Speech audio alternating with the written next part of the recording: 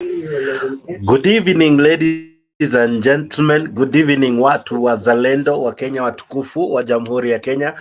Welcome to this show, this wonderful show you have come to love, enjoy, and always tune in whenever inatimu saa 4. Asanteni tu sana. Guys, welcome to this show. Welcome to this conversation we are about to have.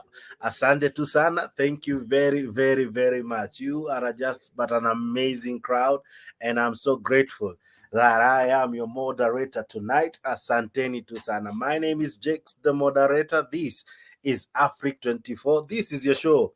Show mmekuja kupenda. Asante sana. We are getting nice viewership. Asante sana. Wadau umefanya show kuwa kali, kuwa show fiti, and I'm so grateful wewe kututazama na kuwa miongoni mwa wale ambao huwa mna tune in every time napotimu mitaa ya saa 4. We are about to celebrate 60 years, since we got our independence. We are about to celebrate. On Tuesday will be Kenya's birthday after independence. 60 years since we say that Kenya now can rule itself. Kenya now can govern itself. 60 years. Wow. We have a great show lined up for you. I have a lot. This show has a lot of things to offer in terms of content. So stick around. Tazama ukiwa umeketi, tumepozi, umerelax. We have a great show lined up for you. I'll be telling you a lot. Tutarudi nyuma. Kule zama za kale, enzi za wahenga. Tutarudi nyuma kabisa mpaka tufike mahali tulipo. Kwa hivyo pause hapo, lakini unapopozi fanya tu hivi. Subscribe to Afric 24. Join in this show by liking this video, by subscribing to Afric 24, and also by commenting as well. Nijuze unatazama ukiwa wapi. I'll be letting you come into the show in just a while. Asante sana kwa wale tayari wamejaja. Naona wengi wametuma ujumbe, wengi tayari wametuma likes. Asante tu sana. Asante sana. We celebrate you. We honor you for being part of this great show. You are just an amazing people, and we really, really appreciate you. We thank God for you. May God truly bless you. Asante sana. I'm your host, Jakes, the moderator, and this is your show. Your show has just begun. Show yako, show kali, show fiti, show umekuja kupenda, show umekuja kungojea. And how do I know mnapenda hii show? Imagine yesterday's show alone. Let me not even talk of the other shows. Yesterday's show alone, over 5,000 people were watching or watched the show. Yeah, that's how amazing you guys are. And asante sana. We couldn't have done it without you, and we are so grateful. We are very much grateful. Kimbia hapo Afric, subscribe. Kimbia Afric 24, subscribe. Let us make this your number one internet channel, your number one social media channel, your number one YouTube channel. Wacha tuifanye hivyo. Welcome to Afric 24. Welcome to this evening edition. I'm your host, Jakes, the moderator. We have another one. Yeah, we have another one. This is another one different from the rest. And of course, very good. It's a very good show. Let me know where you're tuning in from. I have a great show lined up for you. I see many tayari wameingia hapo kwa comment section. So unijuze tu na nitazama ukiwa wapi. Let me know where you're watching me from, yeah? Naweza soma pia wawili watatu ambao tayari wamelike hii video. Asante sana. Namuona Washington Adambi amelike hii video. Thank you very much bwana Washington. Babake Trevo amelike hii video. Asante sana babake Trevo. Namuona Caroline Chebet amelike hii video.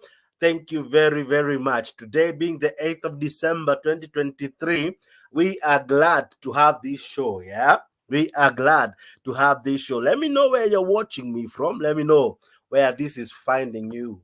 Wacha nijue ina kupata ukiwa wapi. Hapo kwa comment section, mbio tu. Nijuze unantazama ukiwa wapi, yeah?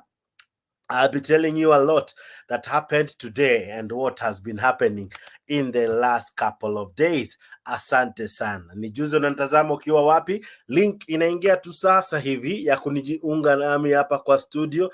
I'll be telling you what is happening. I'll be telling you what has happened, and I'll tell you what will be happening, yeah. But zaidi ya yote, karibu kwa hii show. I'm your host Jakes, the moderator. This is your show. This is Africa Live. This is your number one internet channel, na mwana babake Trevor ako ndani. Asante sana. Nani mwingine kwa comment section? Mko wengi, zimewasome wawili watatu. Namwona Caleb and Associates wako ndani, mnasema you are waiting for this show. Asante sana. Urangi Sports Club, I see you. Asante sana kwa your comment. Good year. Unasema knock knock, you're waiting. Karibu sana, good year. And wengi ambao mnatazama, welcome to this show. Welcome to this edition. This is your host Jakes, the moderator, and we are live. We are live. Namuona Mato anasema Jakes mambo.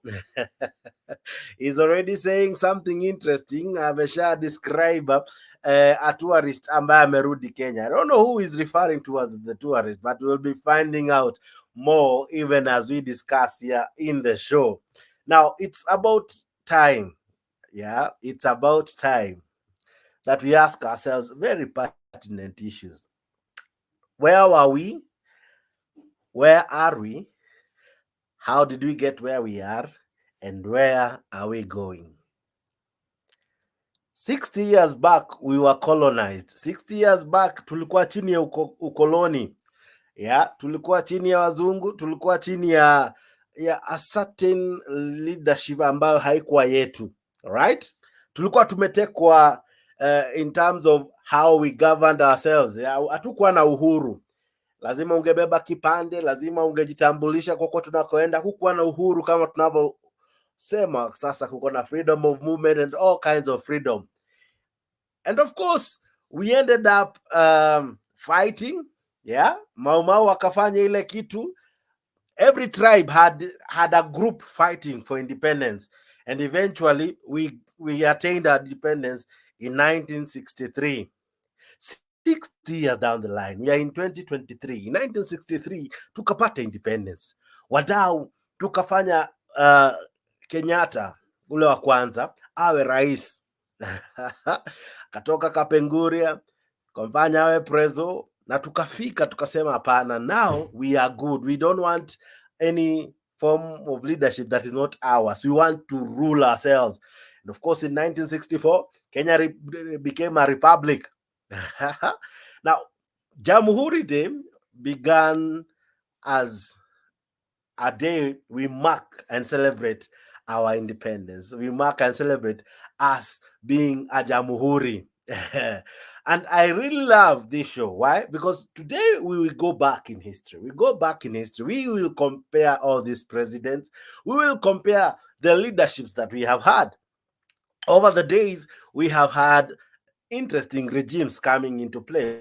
We had Kenyatta 1, we had Moi, we had Kibaki, and of course Kenyatta 2. And now, none other than the chief chicken seller, none other than who? William Samoei Arap Ruto, the sitting president. Tumekuwa na a number of vice presidents, and of course Ruto being the first deputy president. Now we have number 2, who is Rigathi Gachagua, in this new constitution, which we promulgated and we brought into play in 2010. Of course, pia kuko na jani ya constitution. So we have come from far, wadau. Tumetoka mbali, tumetoka mbali. We have had so many kinds of leaders. We have had so many kinds of leaders. Yeah? If you remember kina Mulu Mutisia, if you remember like who? I don't know. Ni mention hapo kwa comment section. Yeah? Katana Ngala. Kijana wa Malwa. Name them. Martin Shikuku. All those were leaders. Right? In their sense, they were leaders. Either prime ministers, ministers, MPs. Back then we had what we used to call councillors, who I think nowadays tunawaita MCAs. We have members of parliament. We had ministers. Nowadays tunawaitanga CS. We had assistant ministers, right? At one time, our president was an assistant minister in a certain docket, right? We had all that. We came changing things just to make our country better. We have gone to several elections just to get good leaders. right? From President 1 to this president, we have always yearned for a good president, or rather for perfect leadership. That's why we went and fought to get this, what we want to call as democracy. Yeah, the freedom to govern ourselves, where we say it's a government for the people, by the people. Yeah, of course, through the people as well. Na tuko hapa sasa wadau, Now, I want us to go back and ask ourselves, all the leaders we have had, and now where we are. Someone today said that probably this is the worst president in the recent history. Well, sawa. I'll be playing that clip for you, msiniseme ni mimi nimekuja na stories za kwangu. But I see Mato ako hapa ndani. Asante sana Mato, I see you. Naona unatuma hapa ujumbe. Let me reflect it for a minute to see. Unasema Jex, na uambie Emilio Odhiambo awache kufanya Kimani Ichung'wah atoe machozi. You remember the drama in parliament? I think that's what Mato is trying to describe. But wadau, the chief chicken segler became the president. I want to bring in some elements. Let me first bring out who we are having now before we go back. And this is William Ruto for you, ladies and gentlemen. Ruto and Boundaries Commission. Na Wasingishu mnasemaje?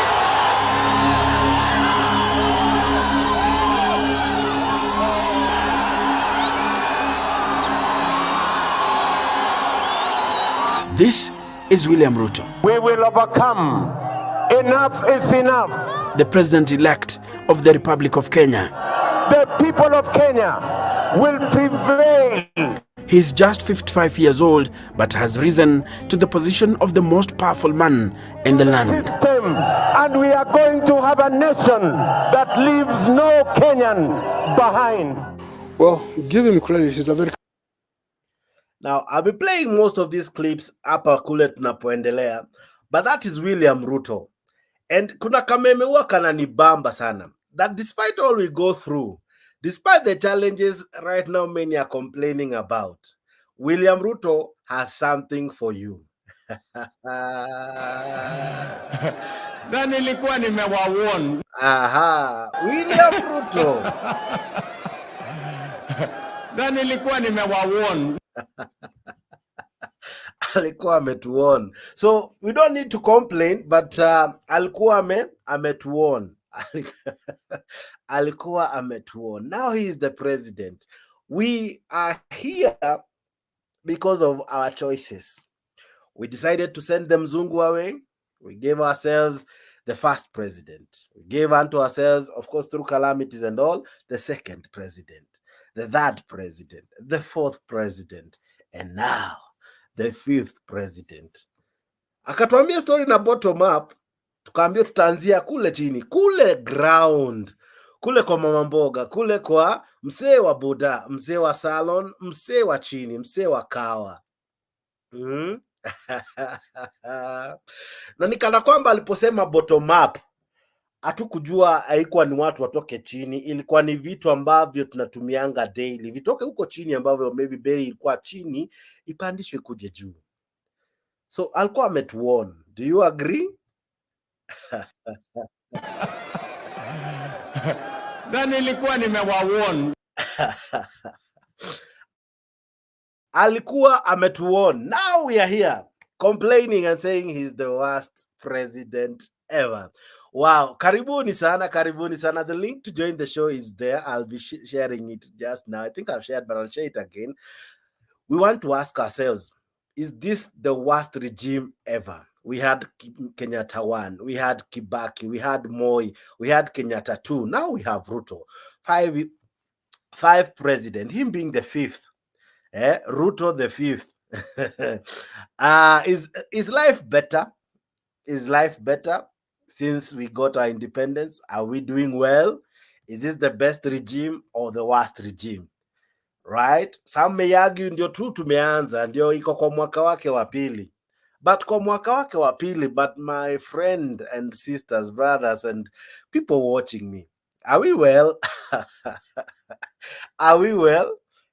I know you can remember Kibaki's first year in office. You can remember vividly Uhuru's first years in office. You can as well remember Moi's. For those of us tumekula chumvi kidogo, you can remember Moi's first years in office after the first president died, you know.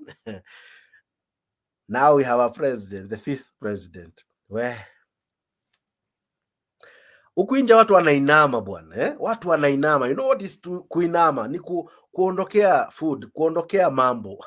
Watu wanainama kwa do. Watu wameinama kwa economy. Vitu zimekuwa ngumu bwana. Wasee huku nje wanainama.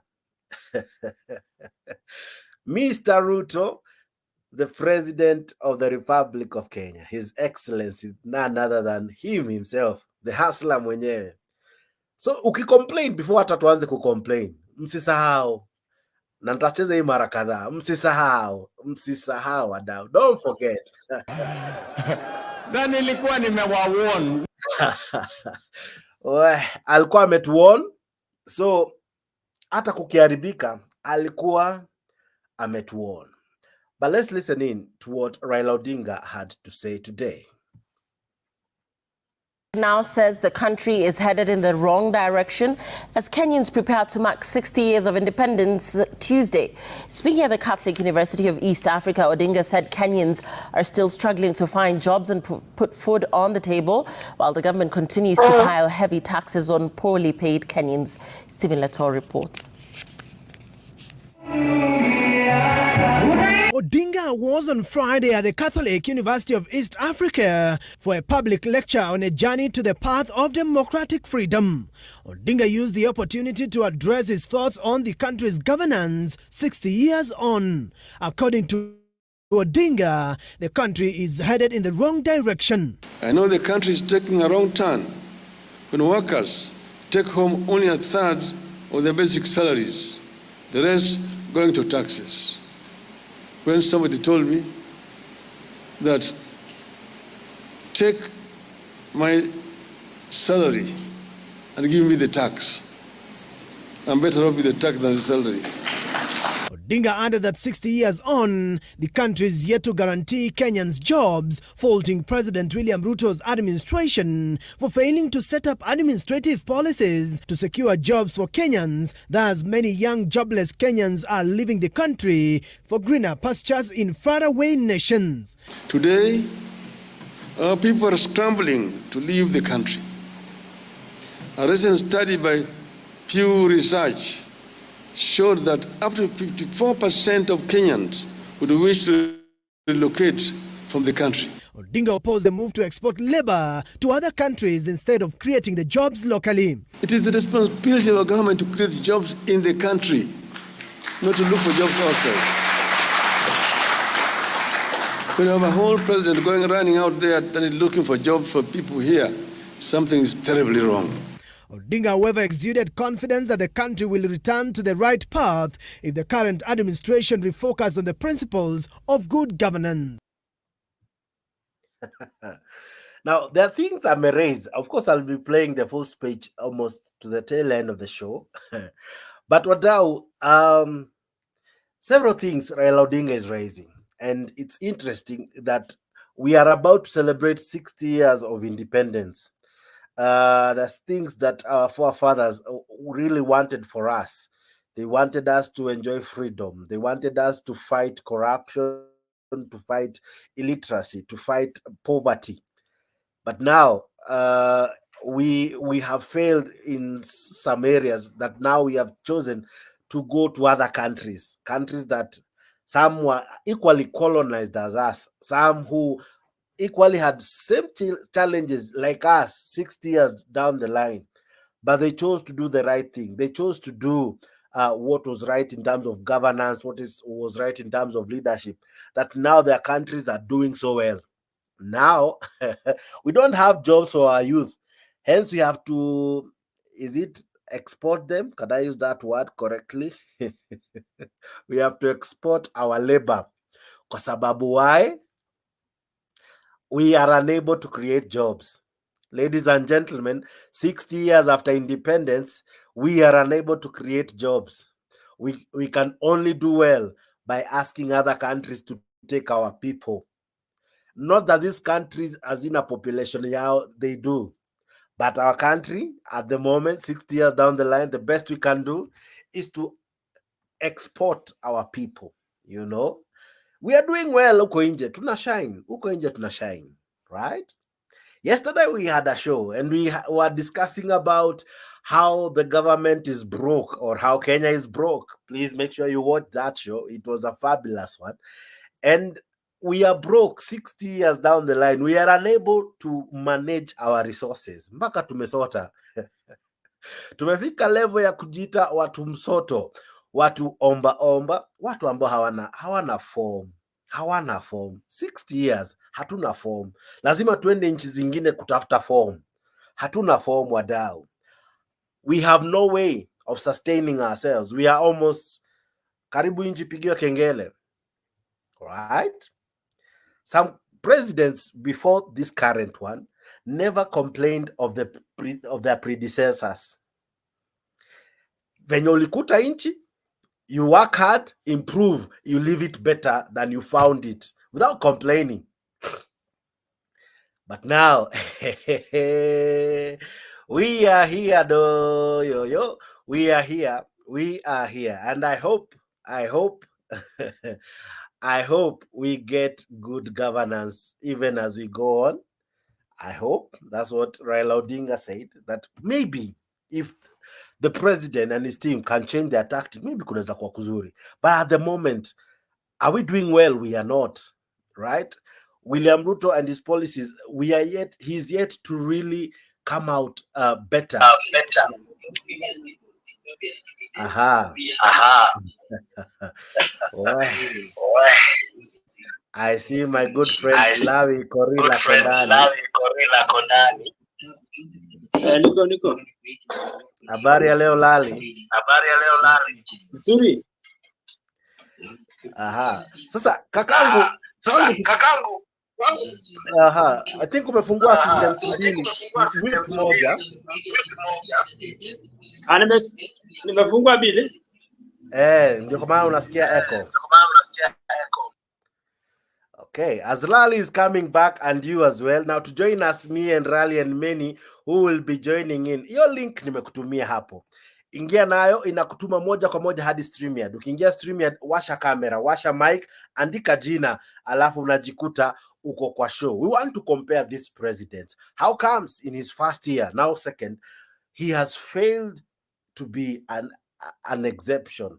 In any case, he promised us that his governance will be super. His words were that it will be phenomenal, that his leadership will be phenomenal, that during his tenure we will see greatness. Unfortunately, that hasn't happened.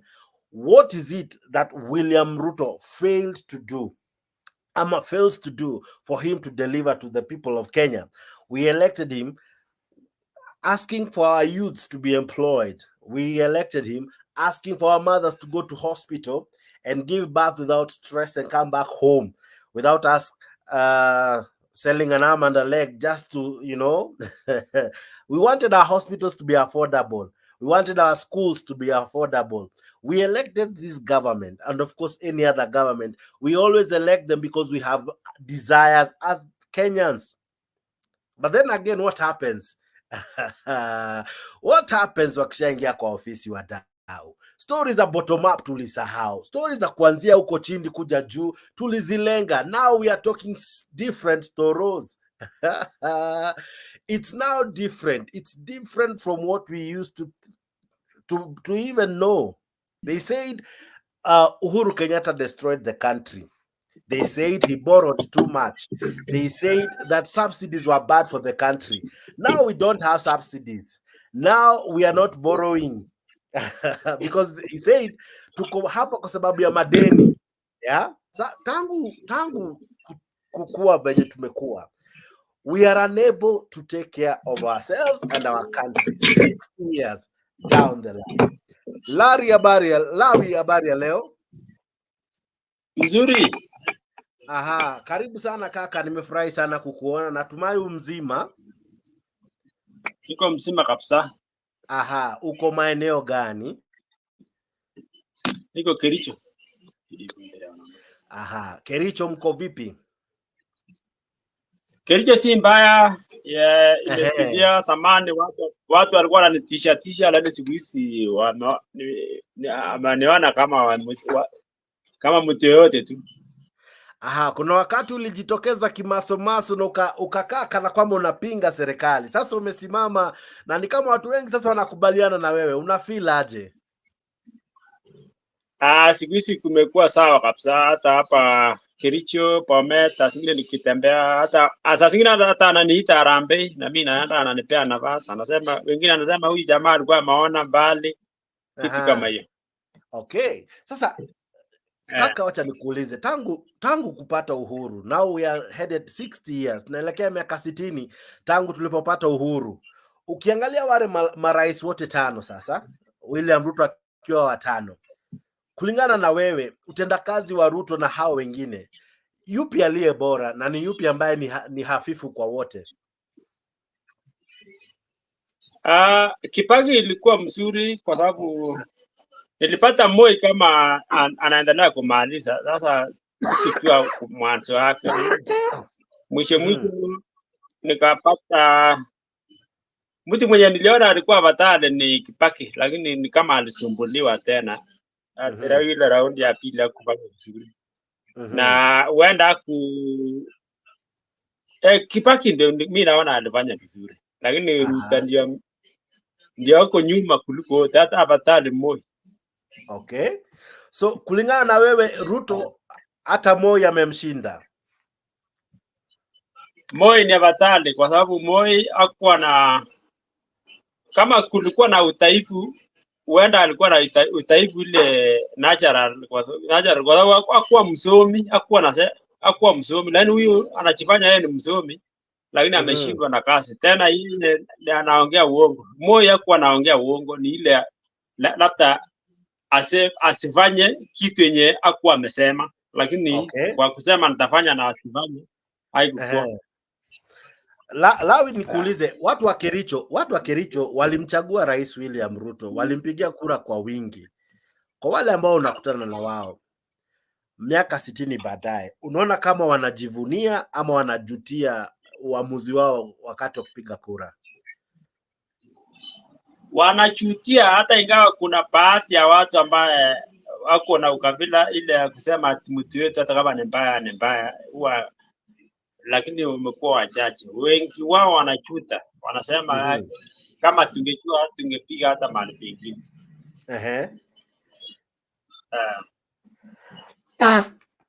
Ukimwangalia William Ruto, kuna wakati alikaa kana kwamba ni jamaa mchapakazi.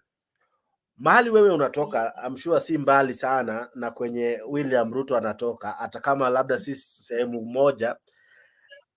Unaweza sema amefanya nini hasa katika maeneo ambayo yeye mwenyewe anatoka, Uasin Gishu, Kericho, Bomet? Wakazi wa huko wamefeel serikali yake, of course akiwa deputy president na sasa akiwa rais. Kitu ambaye Ruto alifanya ni kuweka wakale kwa njia ya kiukabila, ile ya kusema ati sisi kama wakale nchini astahili tukae hivi. Alisitisha ukabila kabisa na akafunza jamii yetu waone watu wengine ni maadili sawa. Hiyo ni kitu ambayo mimi naona amefanya, lakini kasi kabisa hakuna kazi. Hata mabarabara yenye alikuwa alifanya hata akiwa deputy president, wengi hiyo mabarabara hakuna, saa hii wameporomoka. Ni kama alikuwa anaweka pesa mingi alafu anafanya kazi ya pesa kidogo alafu apakie na pesa. Lakini kama barabara zimeharibika, ambaye sasa ako kwa kiti ni Murkomen afanyi kazi hiyo maeneo. Hata ile barabara ya Mashujaa tayari imeharibika. Ile ya Mashujaa ya mwaka ile yenye iliundwa kwa kukuja kwa stadium si imeharibika, na kuna mabarabara ambaye ilikuwa wakati Wakati yeye alikuwa deputy president, Ruto alikuwa deputy president, kama ile achigana chepole imeharibika, imekuwa mbaya. Okay. Ah. Now ukiangalia wakati wa uhuru na wakati wa sasa, gharama ya maisha ni lini unaweza sema mwananchi alinufaika vizuri ama aliweza kustahimili makali ya gharama ya maisha? Ni wakati wa uhuru ama ni wakati huu wa Ruto? Wakati wa uhuru ulikuwa batali kiasi, kwa sababu kulikuwa na linda mama na kulikuwa na school fees, tena haikuwa msito sana. Na kulikuwa na pesa na wasee, kulikuwa na wasee wenye walikuwa wanapata pesa, lakini wakati wa Ruto ameondoa vitu mingi mpaka na akaongeza vitu mingi ambaye maisha imekuwa ngumu zaidi. Na ukiangalia licha yeye kuondoa hizi vitu zote, bado anasema serikali haina pesa. Actually, waziri wa fedha alisema kwamba nchi haiko pazuri. Shida kubwa iko wapi? Shida iko wapi? Ni ufisadi? Ni pesa wajui kutumia vizuri? Ni ubatilifu? Ni utaweza sema shida iko wapi? Huenda kuna vile anafanya, huenda anasanya pesa 2027 haijulikani, huenda anaiba pesa ili akuja tuonge naye, ama anataka kufinya sisi, alafu mwisho aanze hiyo pesa itumike, alafu watu waanze sasa kupiga kura tena. Kwa sababu huwezi sema pesa hakuna na ameondoa vitu mingi na tena anasema pesa hakuna. Hiyo inaweza kuwa anaiba pesa. Unaweza kuwa anajiwekea. Okay. Na wewe ukiweza ambiwa umpe alama William Ruto, unaweza mpa alama ngapi katika hali yake ya uongozi?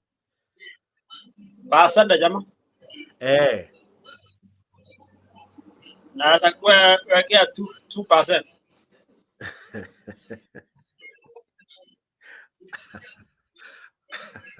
Mbona 2%?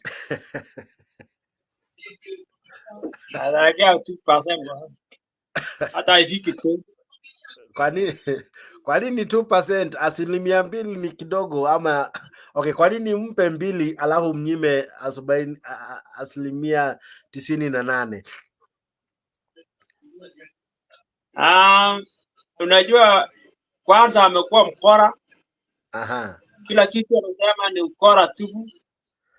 Na kama kuna kitu ambayo amefanya labda ni ile mambo na msitu, na mimi naona tena msitu.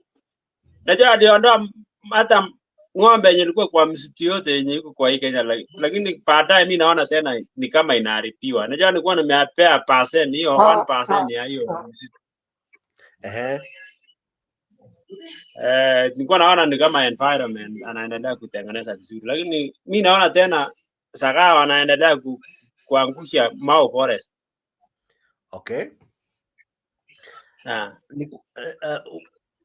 Ukiangalia utendaji kazi wake, anafanya bidii sana kubadilisha sheria ambazo zilikuwa zimeundwa na serikali zilizopita. Kwa mfano GMO tuliona imerudishwa, hiyo yenye unaongelea kulima kule msituni imerudishwa. Kwako unaona kama ni mbinu sawa ama ni mbinu ya kuharibu nchi zaidi? Ni mbinu ya kuharibu. Hakuna kitu hii jamaa anajua. Kumbe alikuwa amejificha nyuma ya Uhuru. Kumbe Uhuru alikuwa anabatali. Huyu jamaa si mtu mzuri na ni kama ana mpango mzuri kwa hii Kenya. Saa hii ni kupiga kifua tu. Kazi yake ni kupiga watu tu na mapolisi. Kitu yenye anajua niyo na vitisho ya uwaji.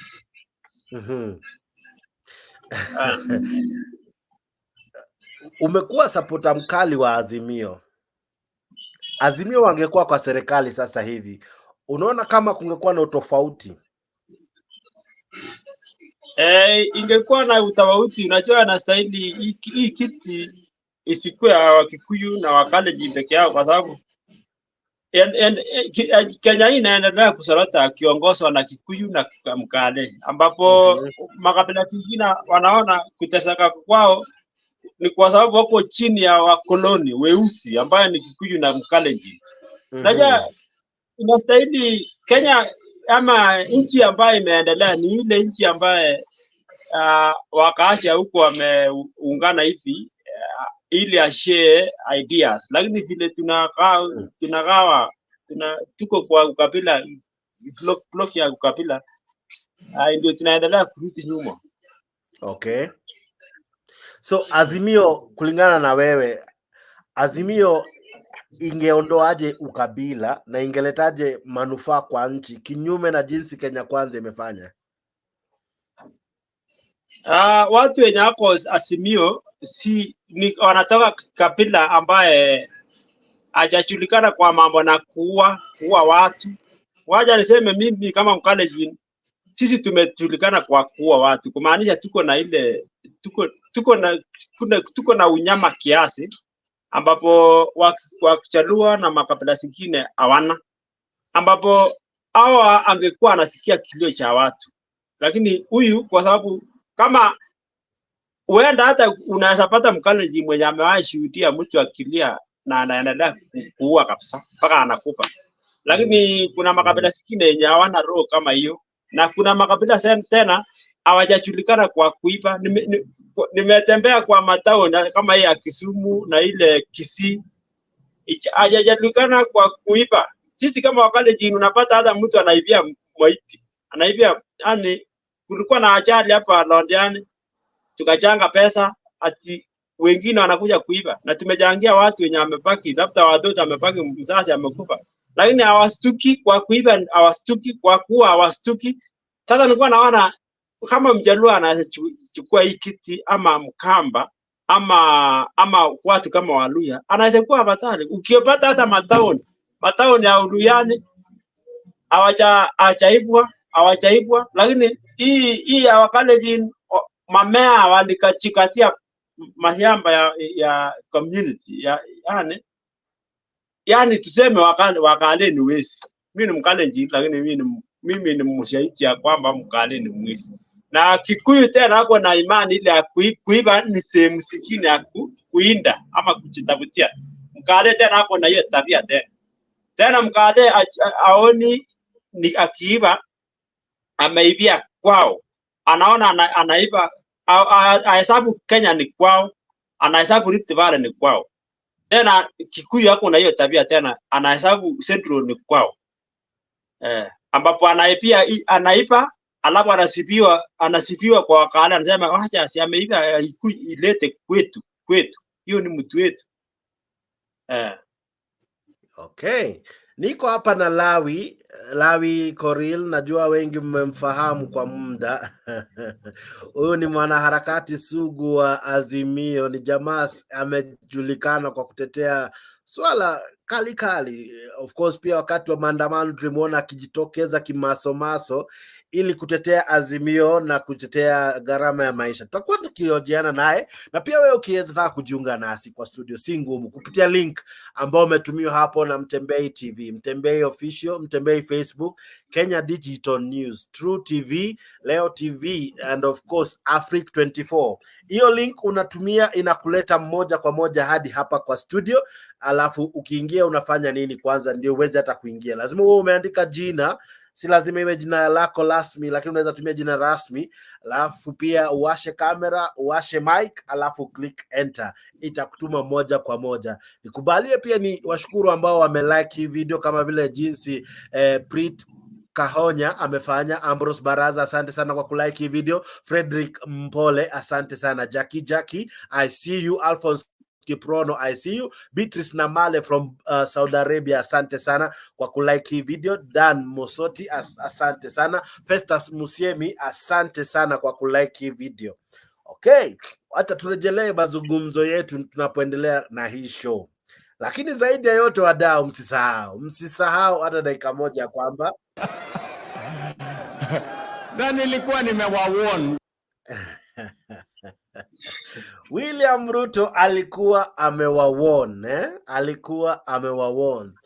60 years down the line and Kenya is not in a happy place. We are still borrowing. We are still in huge debts. Our youths are not employed, right? We don't have enough in our coffers that we have to borrow. We have enough debt as it is. We have to export our youths. I've said I'll use that word. We have to export our youths because we don't have enough to employ them in our country. So we have to export labor. Wadau, that is our country, 60 years. We are about to celebrate Jamhuri Day on 12th December, which will be on a Tuesday. Stick around and be tuned into Africa. We'll be bringing you that event live. Zaidi ya yote ni juzi unanitazama ukiwa wapi, na shiriki pia katika haya mazungumzo. Lawi, William Ruto na Azimio walienda katika kinyang'anyiro na mkasema hamkukubaliana na matokeo. Hadi sasa watu wanasema hata mzee Raila anasema kwamba anashindwa kufanya kazi kwa sababu aliingia katika hali tatanishi. Wewe unakubaliana na hizo semi?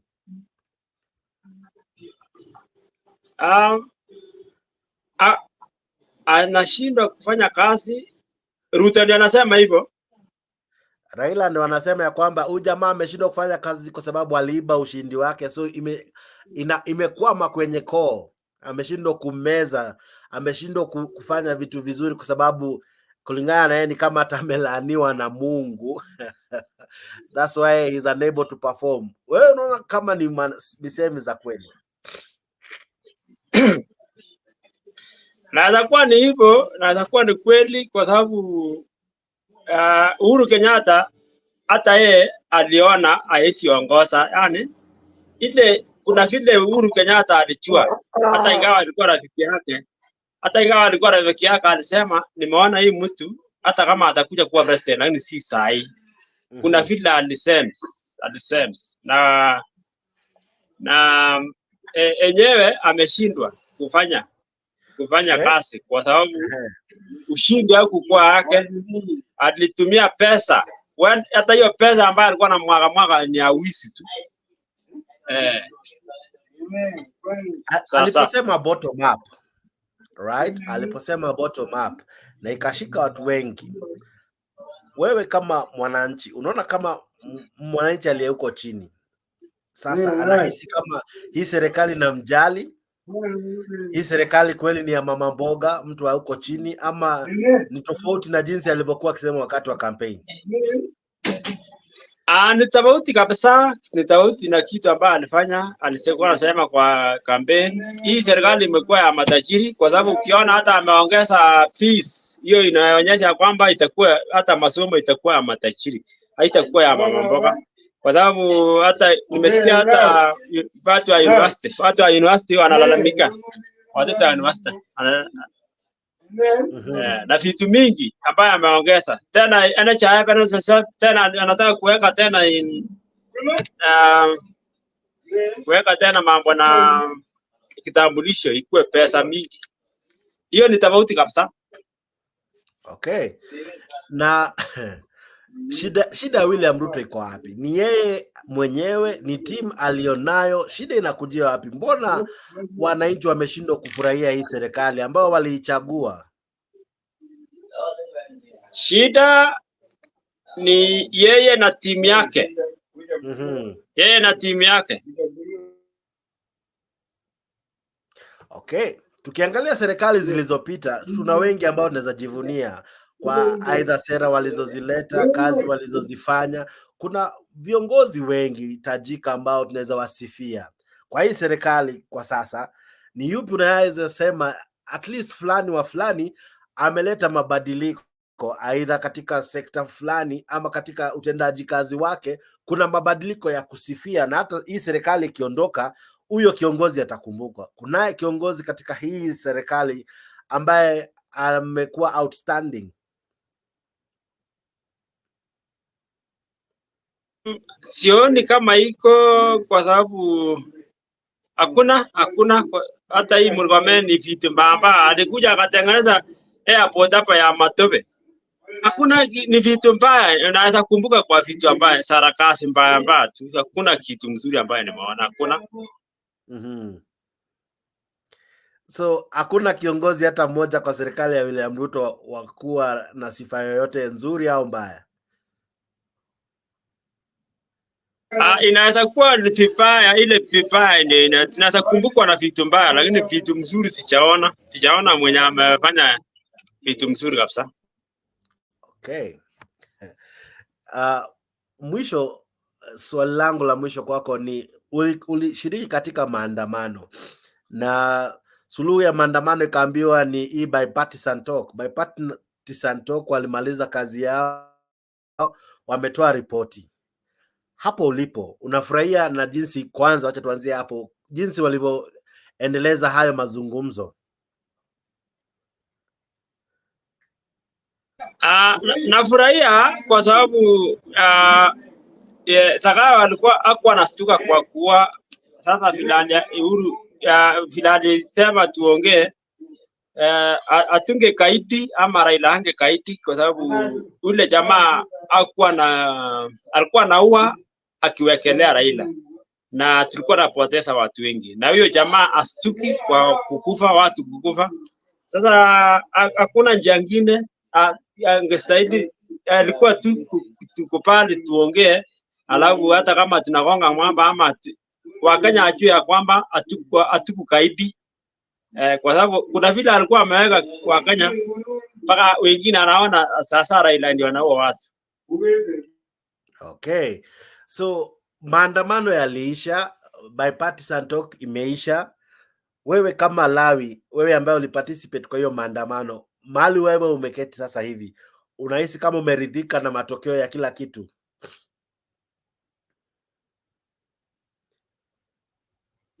Tunajipanga, ni vyema tujipange kwa 2027 kwa sababu hatuta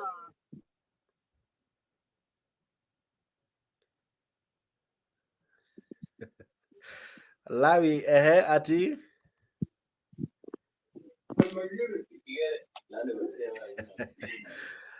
nadhani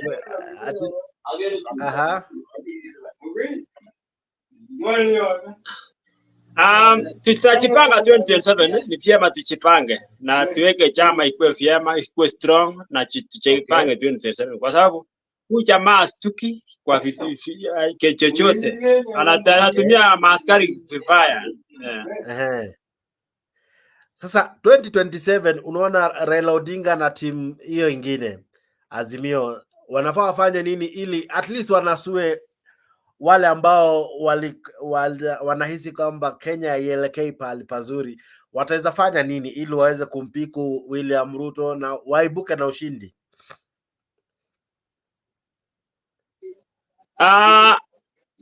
Atumie mbinu ya kutumia wale watu ambao wanajitolea kufanya kampeni na wasipige hesabu na asherekee, afight mpaka tarehe ya mwisho. Najua shida ambaye timu ya Raila yako naye ni ile wenye anapiga hesabu na aanze kusherekea. Ni vyema tu fight mpaka tarehe ya mwisho, na atumie watu kama wakina Lengina, Babu Owino, Simbarati, watu wenye hapo na ujasiri kwa kufanya kampeni. Okay. Swali la mwisho kabisa, natumai utanisikia hata unapomalizia. Ukiangalia jinsi mwananchi ameumia, unaona kama ameumia kiwango cha kukubali kubadilisha hii serikali?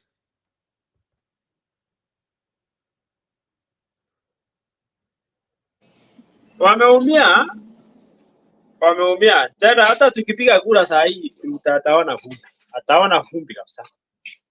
Utaona kura yenye toka Rift Valley, hata Central tena iko mbaya.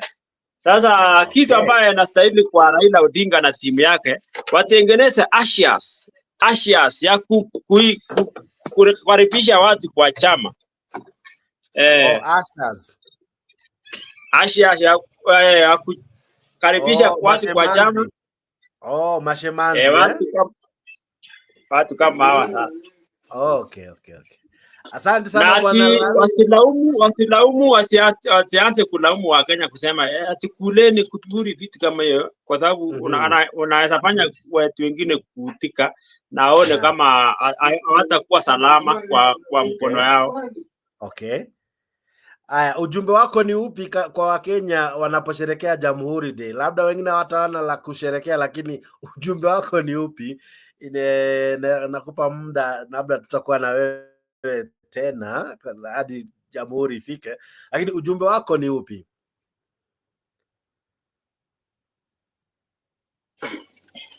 Jamhuri Day. Ujumbe wako ni upi Ni kwa Wakenya? Tuchue Kenya, kila Mkenya ajana na mambo na kusema ati Rift Valley ni kwetu, ati Central ni kwetu, na tuone Kenya yote, Kenya ni kwetu sisi wote, na tujaribu kushare ideas, tujenge inji. Itakuwa vyema kabisa, tuachane na ukabila. Itakuwa vyema, kwa sababu nchi ambayo imeendelea ni ile nchi ambayo watu wa huko wamekaa chini na kushare ideas. Okay. Asante sana bwana Lawi, asante sana, na asante sana wewe ambaye unajiunga nami, na mwana na Vida Felix ako ndani, asante sana. John Yego Sin ako ndani na Hero Joe ako ndani. Niko na ndugu yangu hapa mmoja anajiita Cornelo Chuka, amejaja, alikuwa ameniomba dakika kidogo kama hapo sasa hako sawa. Ningependa kusalimia Lawi. Na niambie Lawi, keep it up. I'm a big follower of Lawi TikTok, hizo mambo zingine zote. Na hii serikali lazima iambiwe venye inataka, saa yoyote tuiambie ikikosa. Lawi anafanya vizuri sana. Lawi, keep it up. Usiogope. I'm a big follower. Na mimi kupenda sana Lawi. So for the first time nimekuona kwa Jex, I just wanted to say keep it up. Tunashukuru, but mtu akikosa tunasema dawa ya mwizi ni kutokuogopa. So tusiogope sana. Jex, naenda nje kidogo then tarudi. Aya, sawa. Show inaendelea, usikue mbali. Tunaendelea na show. Nikubalie niwajuze kiini cha kuzungumzia tunachokizungumzia. Wadau, nchi imetoka mbali, tumetoka mbali, tumekuwa na uchaguzi kadha wa kadha, tumekuwa na mabadiliko ya governance from one president to another, but it's like wengi huwa tunaanza kuwakataa, si mwaka wa kwanza, si kwa mwaka wa pili, labda kuanzia mwaka wa tatu. But William Ruto ni kana kwamba amekataliwa na mwezi tu wa kwanza, wiki ya kwanza na siku za kwanza wadau. Wacha tuanze safari yake alipoanzia, and of course tuelewe hustler ni nani. Hata napokunywa tama la maji nasikia akisema hivyo alafu tuendelee wadau.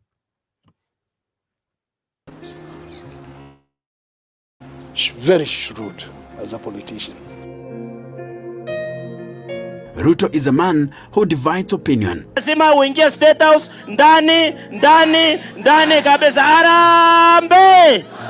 Arambe! Those who view him as the audacity of hope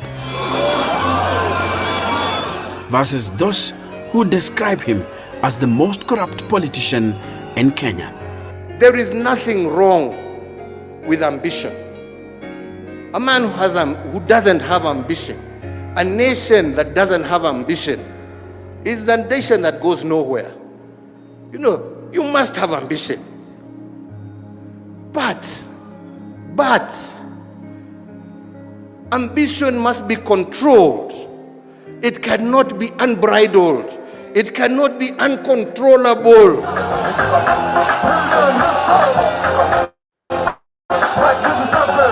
But one thing they agree on is that he is smart and articulate as he is rich. Wakati mulipiga kura, muliambiwa iko form 34B. Muliambiwa iko mahali ya kuweka sahihi. Muliambiwa kuna mahali itapigwa muhuri. But Arap Ruto wasn't born in wealth. His story actually begins in Kamagut village in Uasin Gishu County, west of the Great Rift Valley. It is here that he was born and raised up in an environment that can only be described as humble. Mtoto wa njia moja, sana sana darasani tulikuwa tunaelewana. Lazima muwe team up. Kama kuna watu walikuwa wamechezea nyinyi wakati ya katikati, wengine umeandikwa noisemaker hapo katikati, wakati ya kufunga shule sasa tulikuwa tunaandamana na wengine wa pande nyingine, tunawachapa ndio tukimbie tuende nyumbani. He went to primary school barefoot, wearing his first pair of shoes at the age of 15. He did his early schooling at Kamagut Primary School, then joined Wareng Secondary School, followed by Kapsabet Boys High School for his A-levels. He joined the University of Nairobi, where he graduated with a Bachelor of Science in Botany and Zoology in 1990.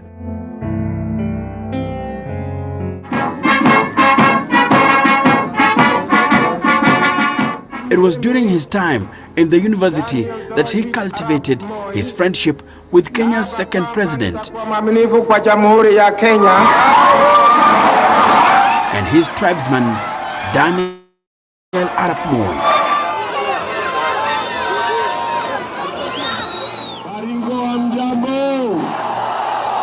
Baringo amjambo. Kabarnet chamgei.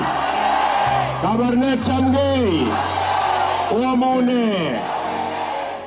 In a past interview, William Ruto stated that his political journey started as an accident. The KICC was the scene of the apparent accident.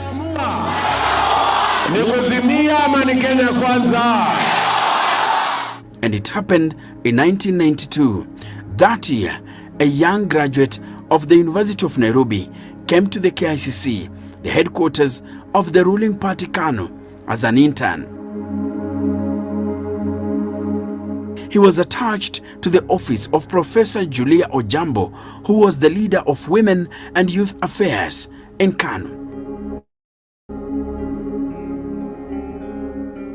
It was Julia Ojambo who seconded William Ruto to the Youth for KANU movement of 1992. I was just a student who was looking for a job. They were the University of Nairobi sub-branch.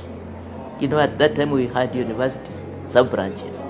And they were brought to KANU headquarters by the Vice Chancellor, Professor Mbithi, at that time. And we had a very good working relationship with university sub-branches. And he was part of that sub-branch, and he came to our office to also do what you say today, internship. Being a member of the YK92 movement that campaigned for President Daniel Arap Moi during Kenya's first multi-party elections in 1992 propelled William Ruto into politics.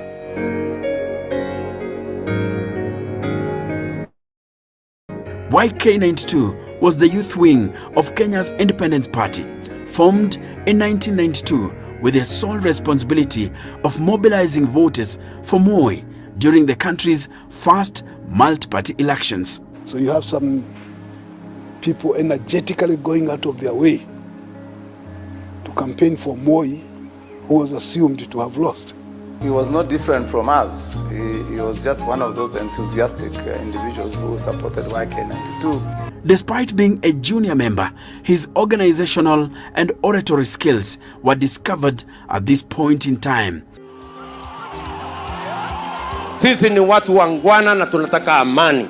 His mastery of Kalenjin, Swahili and English language Arambe! became his political sword. Until now, it helps him draw crowds while putting in strong performances on the podium. They were simply political operatives. Their mission was to ensure Moi stayed in power at all cost.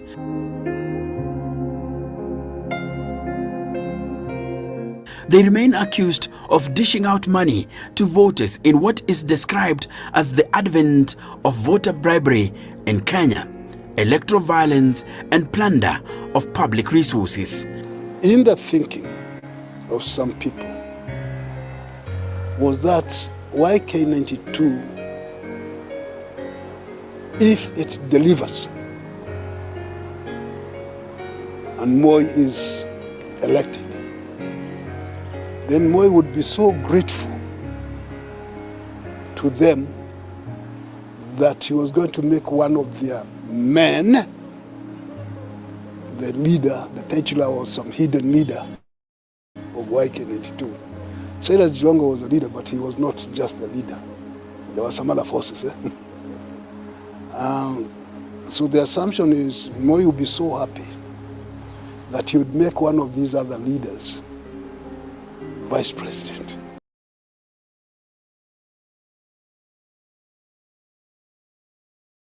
The story goes on. The story goes on.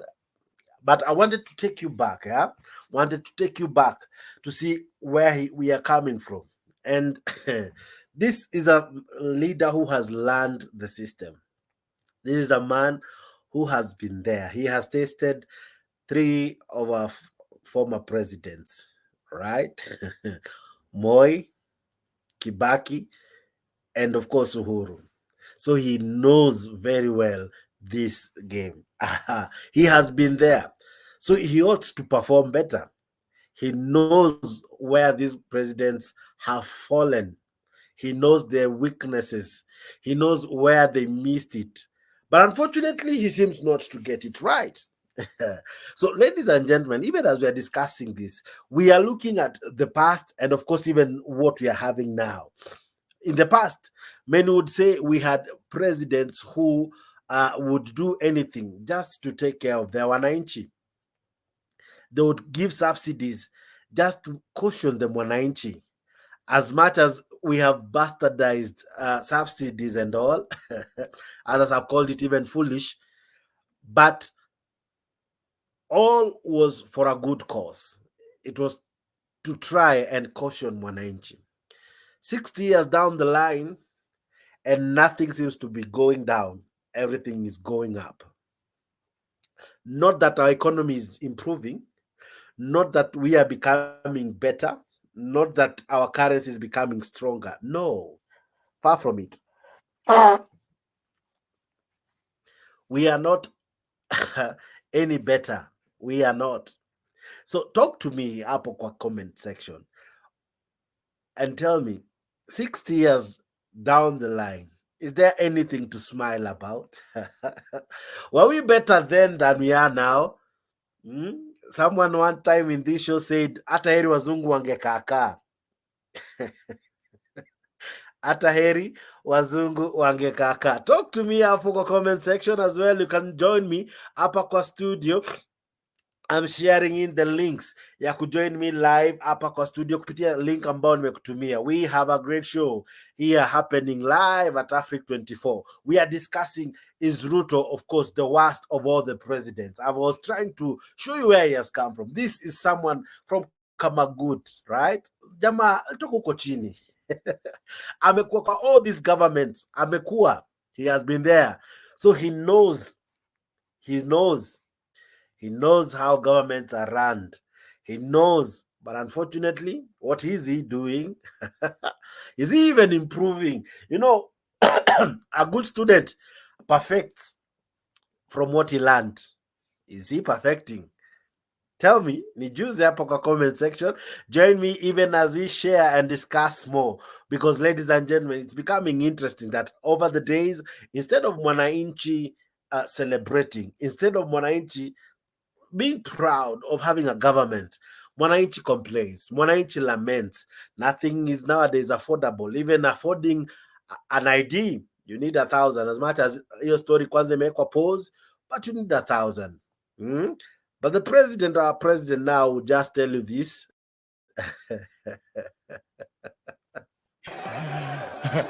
Na nilikuwa nimewawarn. Alikuwa ametuwarn. Alisema itatoka chini iende juu, itatoka bottom. The government was to be for an ordinary mwananchi. It was to be for you, common man. Unfortunately, even when he selected his cabinet, that didn't reflect. When he selected the PSS, that didn't reflect. Even when the cars came into be, that didn't reflect. In any case, it was the reward of the loyalists, those who helped him campaign. Those who helped him campaign eventually forgot those who voted him in. Now Kenyans are on their own, and we are really asking ourselves serious questions. Like, one, how do we get out of this mess that we found ourselves in? Our parliament imetekwa nyara. Yeah, so there's no motion for impeachment coming anytime soon.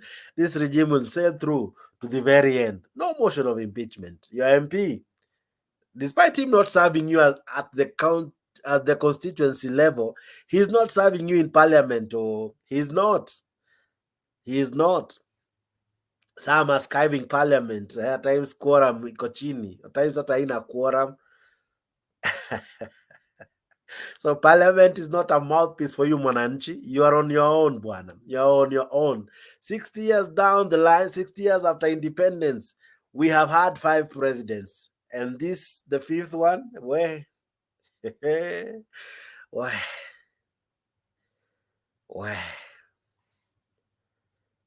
Scandal after scandal. You know, I was shocked, Jana, to hear that the oil that we the other day said here was not edible. Someone told us it's called unedible oil. It was now classified as edible. So what parameters now have changed? What has changed? What has changed? You know?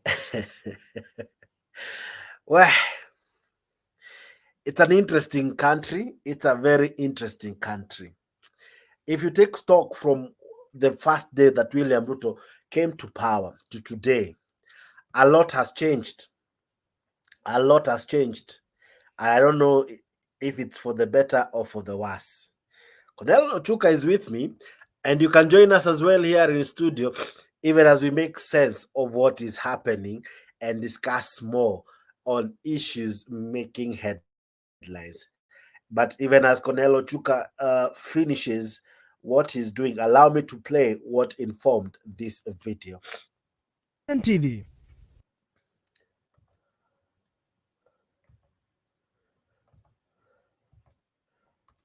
Speaking at the Catholic University of East Africa, Odinga said Kenyans are still struggling to find jobs and put food on the table, while the government continues to pile heavy taxes on poorly paid Kenyans.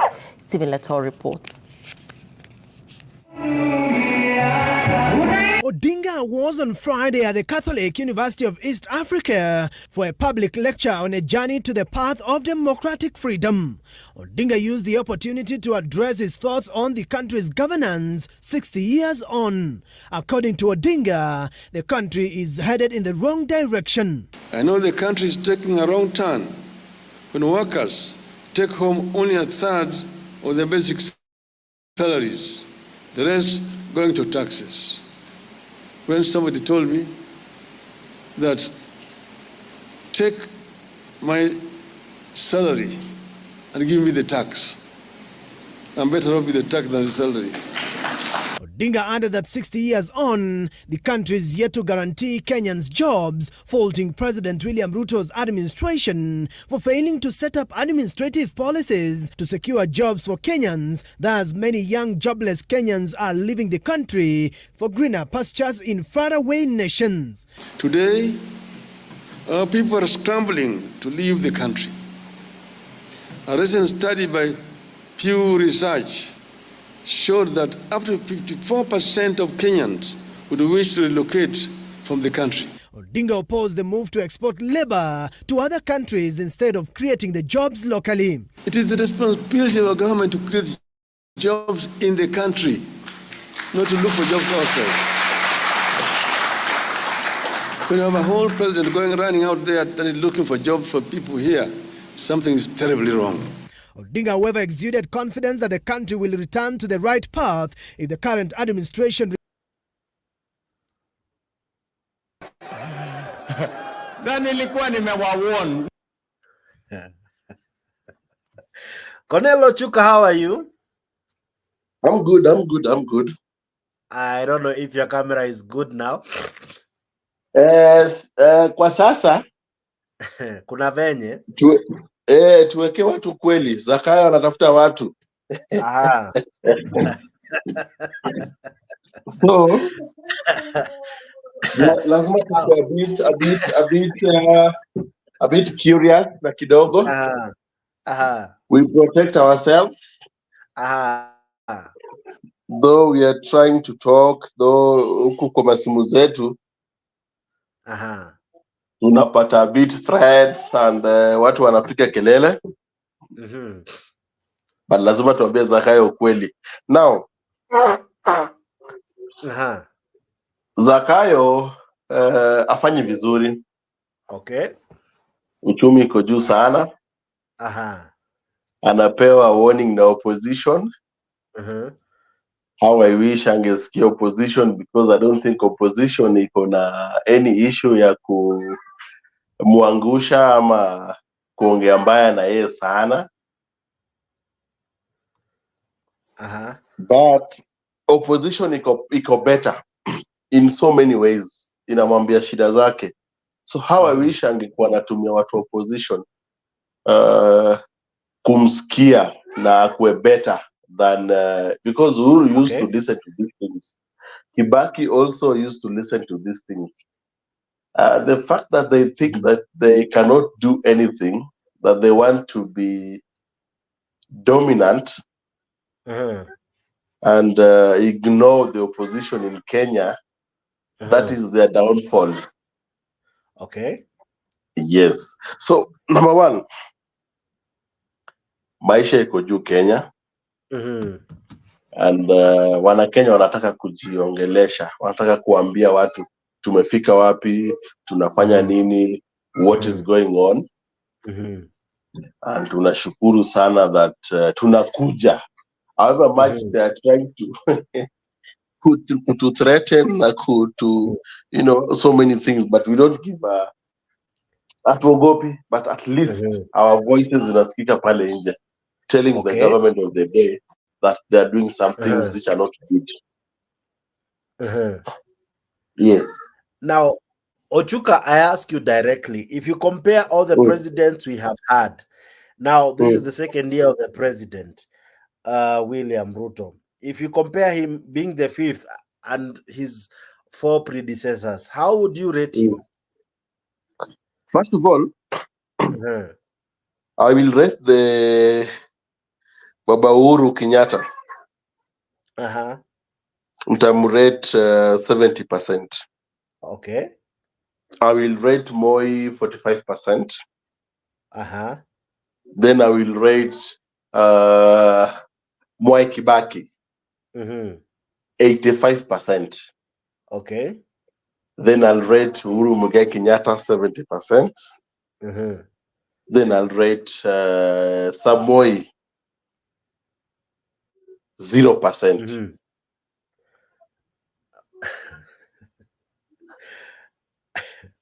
Why 0? Those are my views.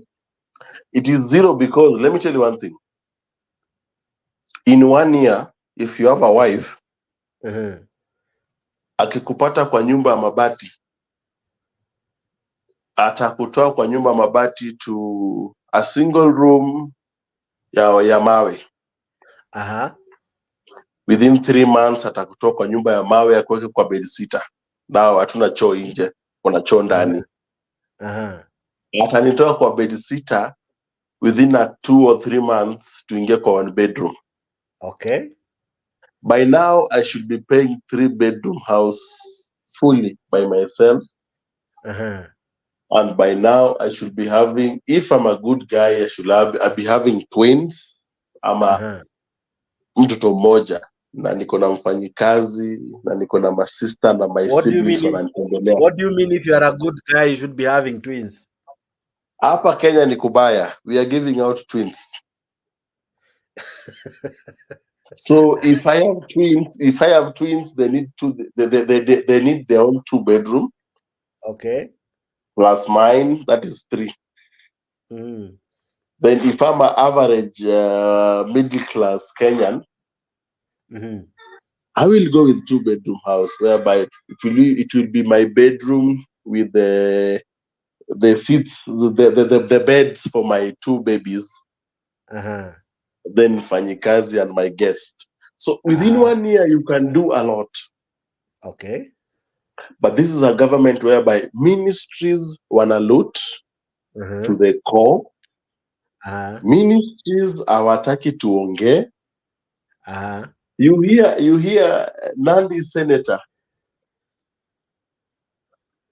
is a Kalenjin, anapigana na Mkalenjini mwenzake, anaambia mwingine, wewe ulipata 100 million bribe for the Chinese for them to clean our road, just cleaning and weeding our roads. While me, I know if I want to weed our roads, we have Kenyans, we have so many people who don't have jobs. Jex, let me tell you something today. In US, kazi ni mingi sana. Being a maid, kuosha whatever, wazee, kuosha morgue, being a waitress, doing some sort of jobs. In US, high rate ya kazi iko juu sana. Okay. Maisha iko juu sana. In Kenya, maisha iko juu but hakuna kazi. Okay. Ukienda kwa mahoteli, ukienda elsewhere, wanataka wakuajiri for 12 hours. That means kutoka 6 o'clock hadi another 6 o'clock. Mtu kama Cornell kama mimi nikifanya kazi 6 o'clock to 6 o'clock, it means at night me ni watchman. Being a watchman means I won't have my own family and my kids because my wife will miss me, my kids will miss me. So nobody will even think that I exist. Okay. That's Kenya where we are now. And that is where Ruto ameweka maisha ngumu Kenya. So Kenya, kila mtu anafaa fanya kazi yake asubuhi, usiku yeye ni watchman. Now, in US, I'm being told I need to work for 6 hours. I need to work for 2 hours. Then I need to work for 1 hour. Hizo hours zote kuchukua per month, a Kenyan person can have like maybe 200, 180, 170,000, ama even 90 a day. Sindio? So in abroad, ama diaspora, you'll find somebody, housing is expensive, bills, water, gas, sort of things, and medical expensive.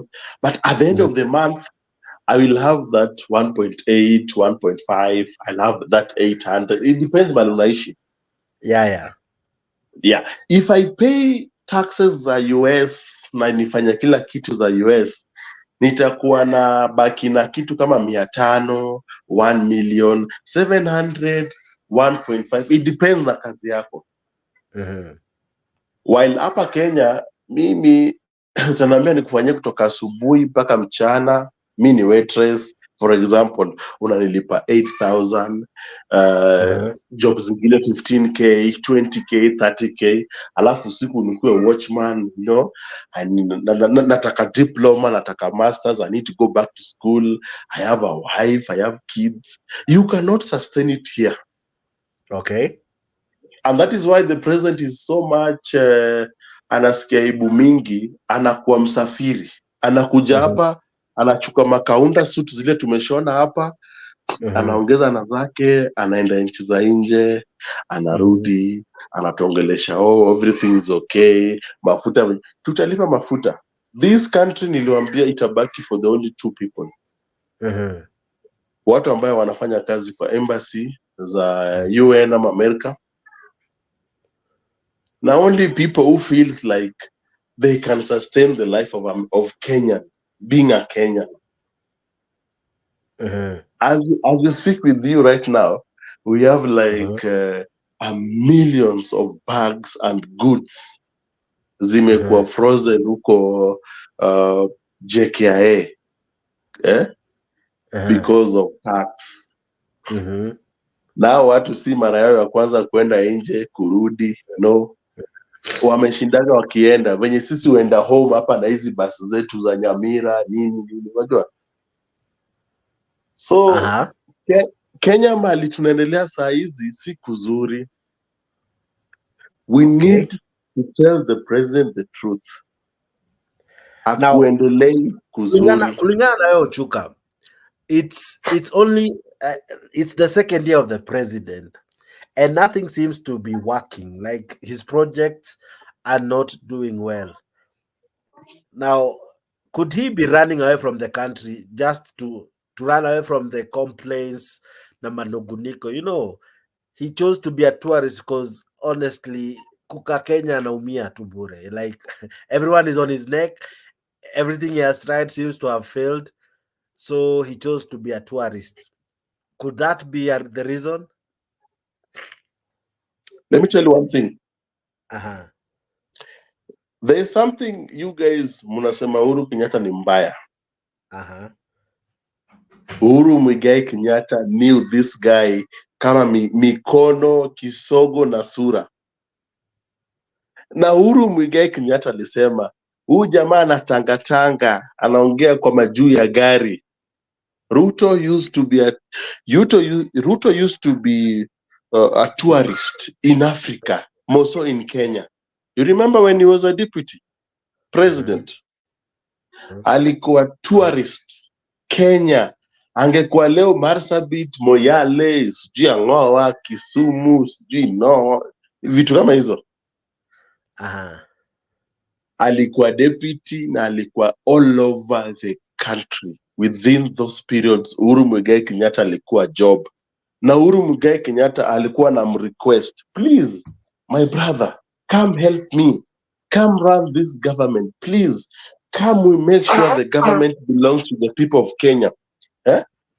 The guy was a tourist all over the country. Kenya mzima. Right now, yeye ni president. What do you expect? Alifanyia Uhuru, alifanyia bosi yake hii tabia. Kenyans wana expect nini? Kenyans wanafaa ku expect the worst.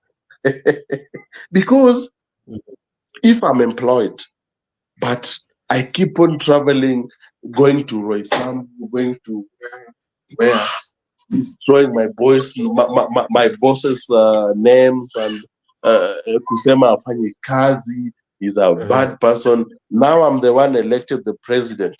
He's walking all over the world, trying to make sure anajulikana, because he knows very well that Raila Amolo Odinga is known all over the country. And he knows very well that Uhuru Muigai Kenyatta is known all over the country. He knows very well that Moi's family is known all over the country.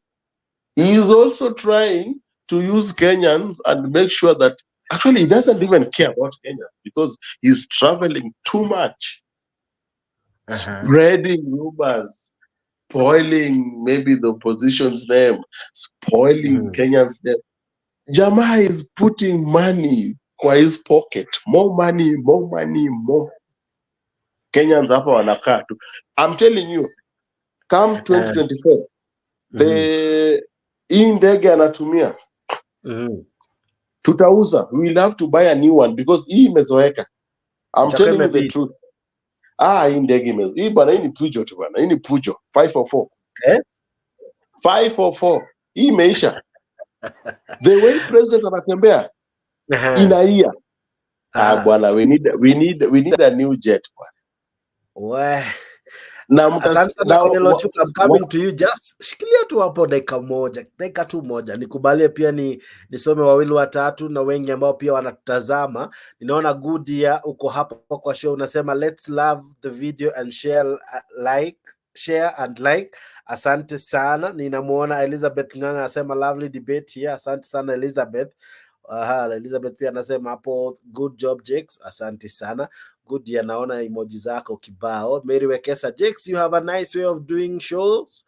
I love that. Awesome conversation. Asante sana. Goody anasema, I like the studio layout. It's great. Thank you very much.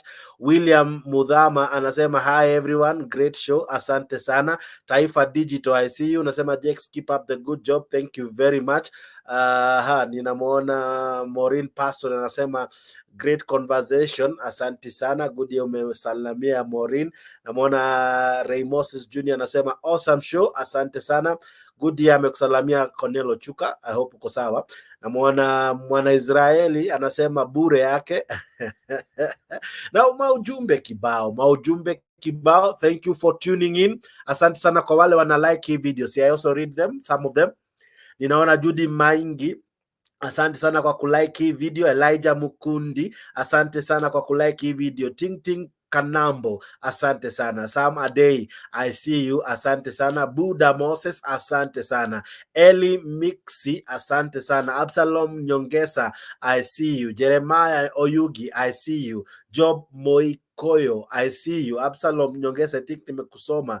Asanteni sana nyote ambao mna like hii video. Thank you very, very much. We are discussing our journey ever since tupate independence. 60 years down the line, we have had several regimes. This is another regime. 2 years now. 2 years now, and we are here lamenting, crying, and garnishing teeth. Wah, ni kubaya wadau. Cornelo Chuka, how is the performance of this cabinet? The truth about it, 0%. Because education, both education. It was passed that our exams inafaa kuprintiwa outside the country. Wakenya tuko wajinga sana. Okay. It was not published abroad. It was published hapa Mombasa Road. You guys can imagine, pass it away, ikuwe published abroad. Haijakuwa published abroad, imekuwa published hapa Mombasa Road. Okay. Now, everybody waits for Raila Amolo Odinga to come out and speak and tell us about it. Why we have so many people who are so knowledgeable to know that sisi wote hii kitu ilikuwa published iende nje na ijaenda nje. So kuna a lot of bribes inafanyika. As we can speak right now, ukisikia zile mabilioni ziliprintiwa nayo hizi mapapers, alafu usikie iliprintiwa hapa Mombasa Road, inakwambia right now Minister wa Education amepocket yake. Okay. The president amepocket yake. So many people wamepocket, alafu wanatuletea tu karatasi. Ni kama mimi nikitaka kusimama MCA Kayole, Kibra, Utawala, you mentioned it. Nafanya printing. And that is the problem in Mfanyika. They all wait for Raila Amolo Odinga to speak. While we have people in government who knows the truth about this education policy. Yeah, so it is not good. It is not fair. It is not even right. Because imetoka madhogodhanio, wameona wote. Na hii madhogodhanio mbona iko kwa kila ministry? Hakuna ministry iko fiti. Ya Kindiki tulidhani iko poa, na ni kama ilikuwa pia nayo tu ni majoto tu ya muda Afrika ikazima, kwa sababu I understand foleni iliyokuwa kwa passport imerejea tena. The backlog is back again. The performance is not as good as he had promised. Mashini walizosema zitakuja za kuprint passport hazijaingia. Wameongeza bei ya kuchukua passport mpya, wameongeza hata bei ya kuchukua birth certificate and all forms of certifications from the government. Now, kulingana na wewe, which ministry really can be termed iko slightly better than any if we were to rate them as per performance? Now, number one,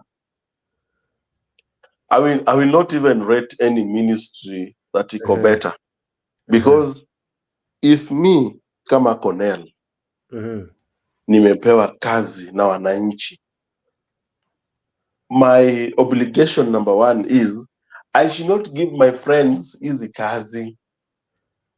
For example, nimechaguliwa Lowland. I have a friend who's a Luo, Kamba, Kikuyu, Kalenjin, all those Kamba, 40 something, 43 tribes. I should be very careful as somebody mwenye ameelektiwa na wananchi. I should not give it to my friends, Okay. And I should not even favor any one of my friends. Number two, Jake, this comes with age. Hawa watu ni watu wa 35, 30 to 40. Hawa watu wote wana pocket money, wana pocket hiyo pesa kwa mfuko yao. There is nothing wanafanyia wananchi. Okay. There is nothing ambao wanafanyia wananchi na watafanyia wananchi. Na leo nasema nikisema, you remember the time of Olentimama, Saitoti, those people were a bit old. Walikuwa wanaangalia mbele kuliko sisi. Sisi tunaangalia pocket. How wealthy am I? Inafaa ni pocket ngapi? Okay.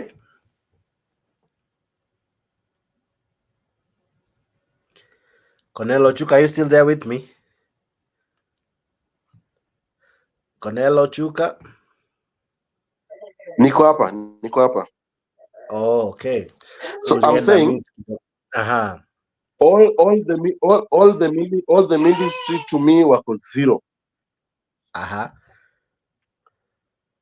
Because watu wa uzeeni hawapati pesa zao, watu wa sasa hawapati pesa zao, NHIF it is not working.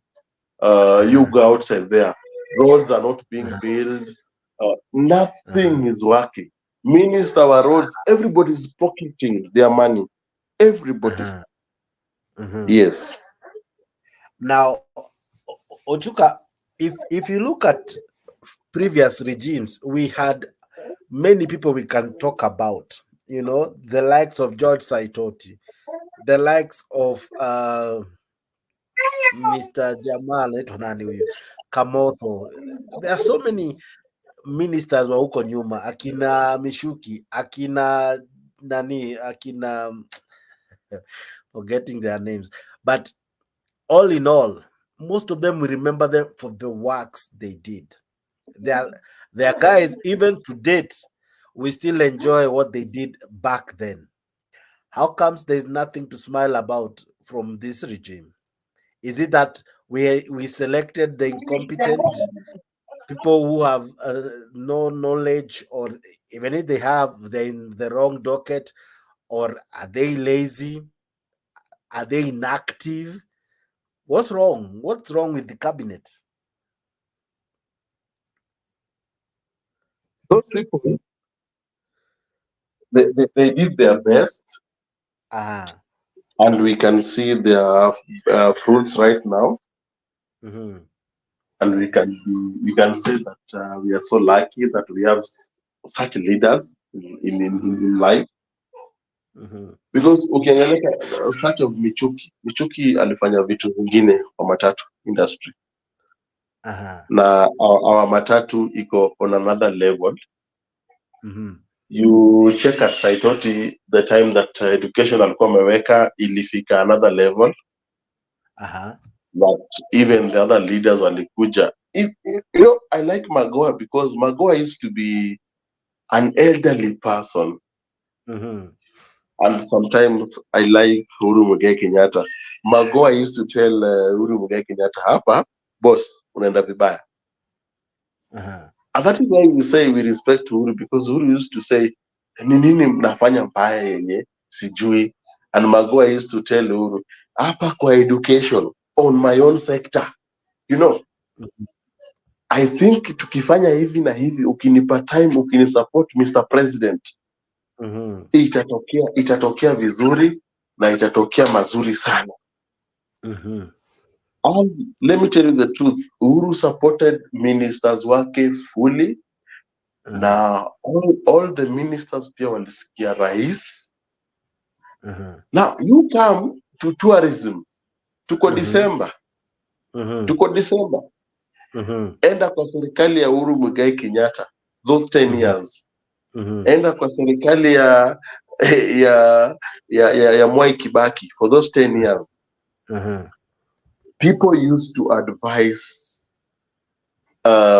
advert wana advert mambo na BNB Mombasa, Naivasha, Kisumu, you know, those things, Watamu, Kwale, you know. Saizi I'm the one na sacrifice kutafuta mali pa kwenda. Okay. Because the government aija advert, the government ija kuja pale clean ikasema, look guys, this is our country. First of all, we need to advertise to our own Kenyan people who live here, who feels like they have money. We should go enjoy to Mombasa, Wetamu, Kwale. Hakuna, inakaa imekufa. Ukiangalia minister, yeye anakula tu, anaondesha ma V8, gari kubwa kubwa, anaachiliwa barabara.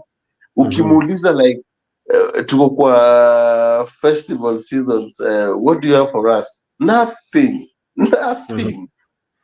Hata wazungu wanashangaa ni kama tuko tu.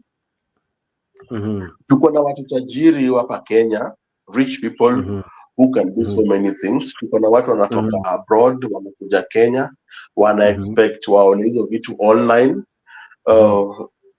Hiyo pesa yote ya hii December haitakujia government. It means there's something government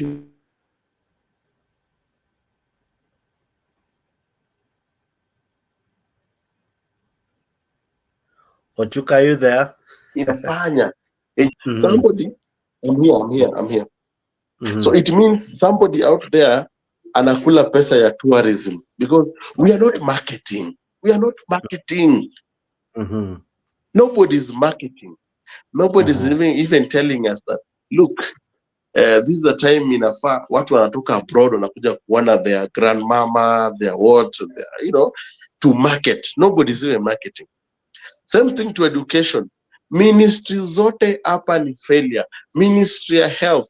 Right now you go to the rural area. I'll be traveling back to my village come this hii sherehe, na nitatembea kwa mahospital because ni kazi yangu ya kutembea kwa mahospitali. Nitakwambia Jex, hakuna madawa ziko pale. Hakuna something ziko pale. Alafu nikikuja niseme kwa hapa kwa on air nikwambie the government of the day is not working. Mutakuja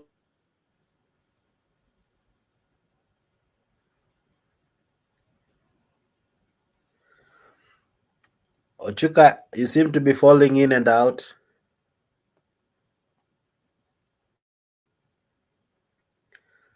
Okay. Even as Ochuka works on his end. Thank you so much for you who is tuned on. Naona Goodyear akondani. Goodyear anasema aje? Anasema let's like, love and share the video. Join in the studio too if you can. Asante sana. Elizabeth Nganga anasema Jex, asante sana kwa kuunda hii show. Thank you sana Liz Nganga. Namuona Crispin Othiamba anasema, and after 5 years you will see Kenyans voting him again. We are most stupid people now.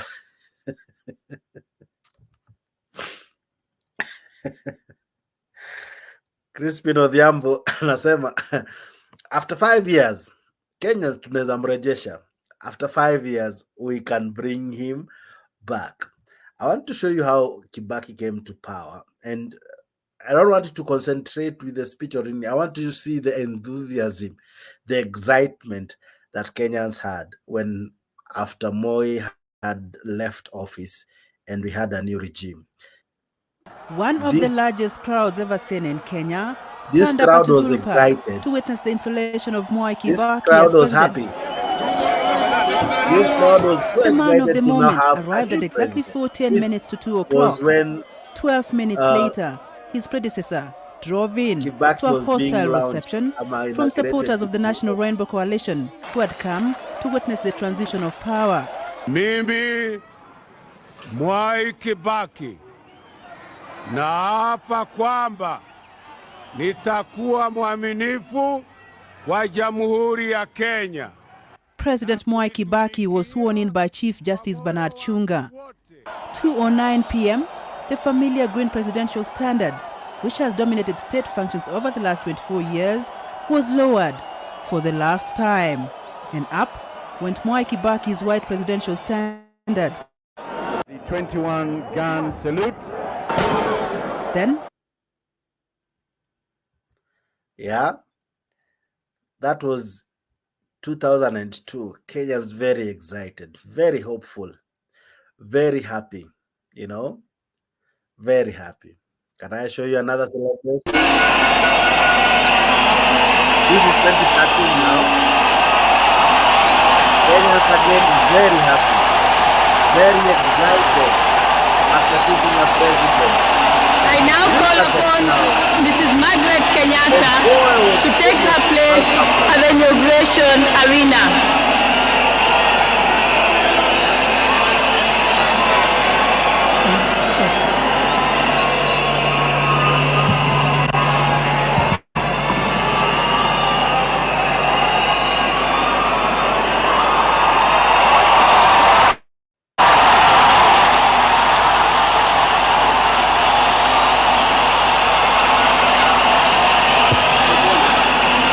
Tafadhali wananchi, tunaomba tutulie kabisa kwa sababu ya kipindi hiki na mnajua mambo ya time. Tafadhali wananchi, let's observe. Kenyans always very happy, very excited. Yeah, we always celebrate each regime. I've showed you how Kibaki aliingia. I've shown you how Uhuru aliingia. I'll show you how Ruto aliingia. Even as Cornelo Chuka works from his other end. Ruto pia aliingia na shangwe na nderemo, vifijo na hoihoi. People are excited. People came from all over. People from all walks of life came to celebrate the president being sworn in. And this was Ruto's moment. May I call upon the president-elect to come forward together with the First Lady waiting.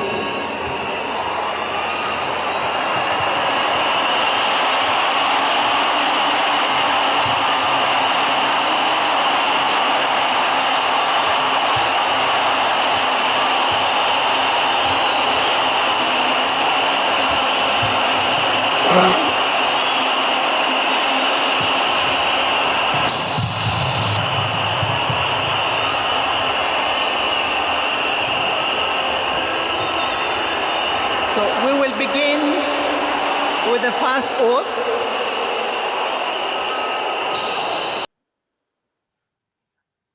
And the excitement has always been there. That is to tell you, Wakenya huwa wanasherekea to get a new leader. Yeah, wanamwingishanga wakiwa na matumaini, wakiwa na hopes that things will be better. You know, they celebrated knowing it's an end of an era from the last regime to a new one. Every 5 years, ever since we got our independence, we always celebrate our presidents. Anapoingia, William Ruto cannot complain that he wasn't celebrated. I've shown you that people came from all over to celebrate him coming in to power. But now, all that joy, is it still there? Is the smiles, the laughter, the happiness, the jubilation, is it still there after a few days of him being in office? Thank you so much. We continue with the show. Asante sana. I just love Kenyans. You guys are just but amazing. We celebrate our leaders, but our leaders eventually fail to celebrate us. Ochuka, I hope now you're good. Niko sawa. Aya. Sasa Unajua siku hizi kuongea ukiongea ukweli unakuwa hacked up nini. Siogope bana, we are covered. We are well covered. So Thank you. what do you make of where we are, even as a nation? How is the state of the nation? Let's start from there. Tuko aje? The state of the nation kwanza iko mbaya sana. Kwa sababu if we can lose our neighbors like some Uganda, tumepoteza mafuta. We used to sell for them our own mafuta. Tumewapoteza. You go to Uganda, there are some few things tumepoteza Uganda.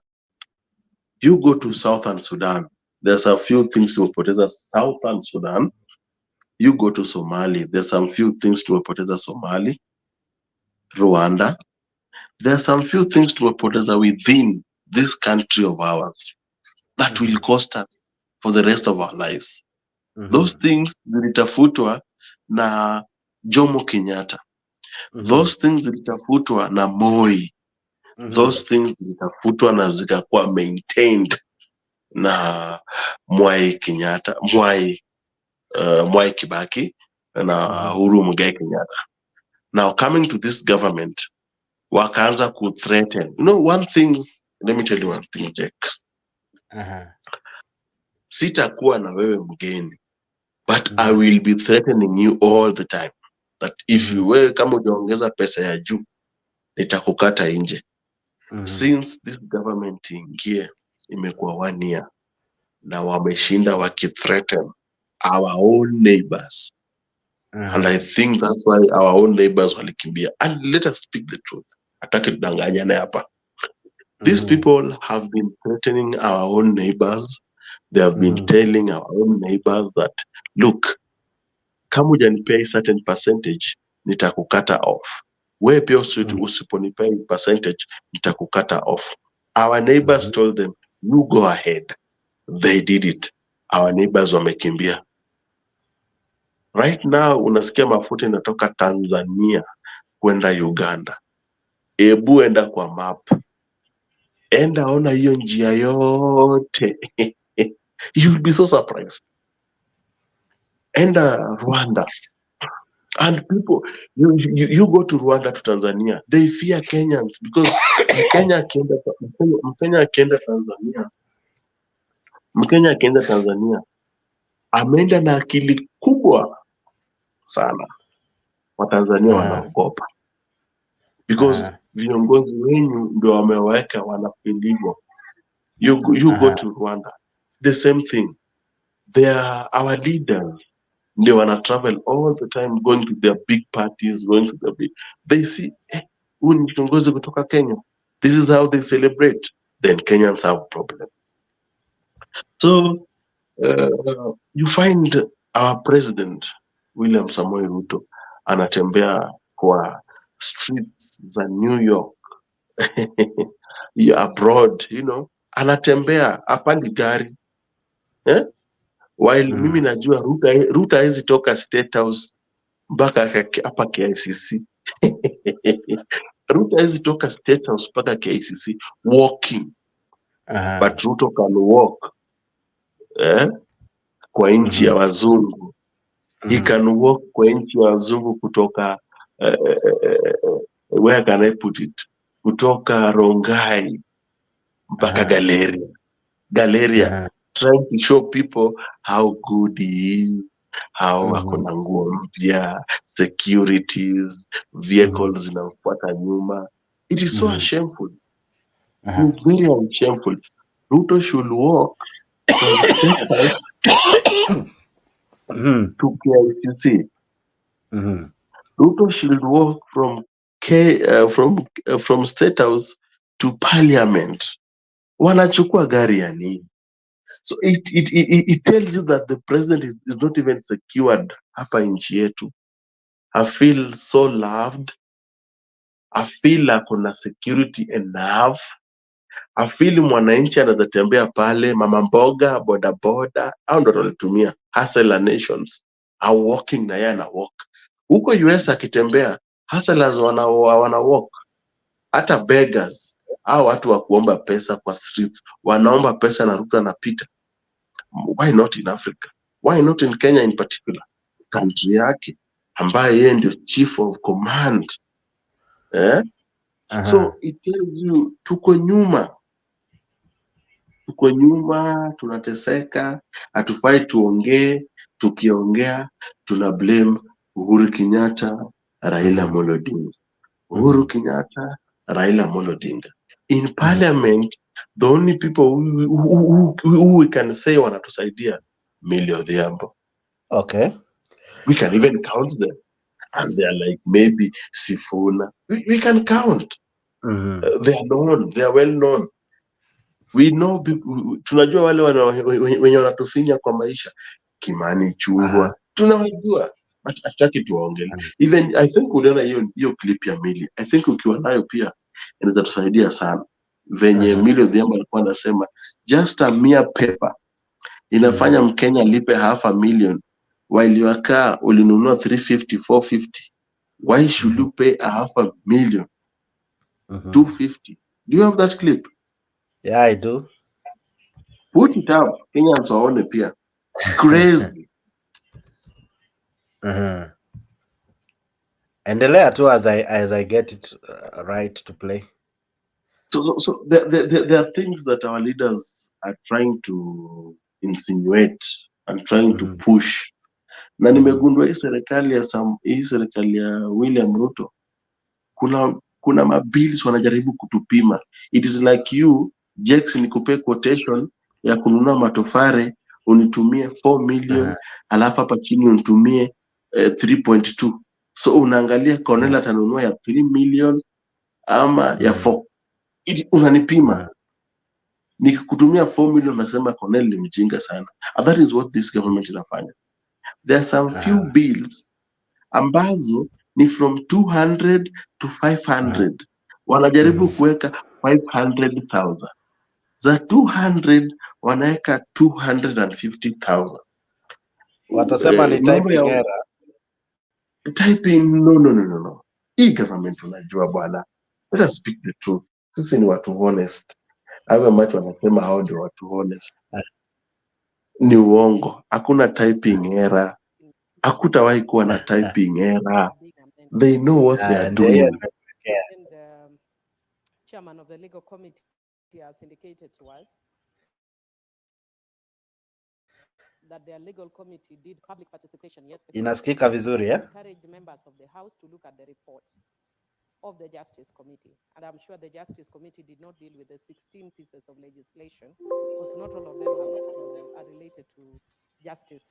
For instance, the Civil Aviation Act, the Value Added Tax Act, the Privatization Act, amongst others. So there are quite a number, the Public Finance Management Act, the Universities Act. So they've gone to various committees. Now you can imagine, Mr. Speaker, if you are going to read all those reports, and the likelihood of this bill coming for the committee of the whole House tomorrow is very high if the practice of this House is anything to go by. And that is why we are very amenable to suits in court. I said it to the Speaker before, earlier today, and I will repeat it, that the other side is majority. I don't know where they're rushing to. It's basically the same way we are rushing to get loans all over and then saying that we are broke. I think we need to be very serious about the way we are dealing with issues as a country. Mr. Speaker, there are some minor amendments which I have no problem with, including the proposed amendment to the Sexual Offences Act, basically situating the registry at a different place. How I wish, though, that now that we are bringing substantive amendments through here, that we brought a more substantive amendment that is more thorny on the issue of the Sexual Offences Act, which is where minors engage in sex with minors. Mr. Speaker, I have no problem with the proposed amendment to the Trustees Perpetual Succession Act, but I wish in that amendment they would have also brought amendments on how you change trustees when they leave or when they retire, and that is still problematic. On the issue of Utamaduni Day, I was actually very keen to listen to both the mover and the seconder to see what reason we want to remove Utamaduni Day other than the fact that it is aligned to Moi. And we may not like Moi for whatever reason. I mean, I have no problem with Moi. I don't understand why we want to remove Utamaduni Day, and yet we create impromptu environmental days or tree planting holidays.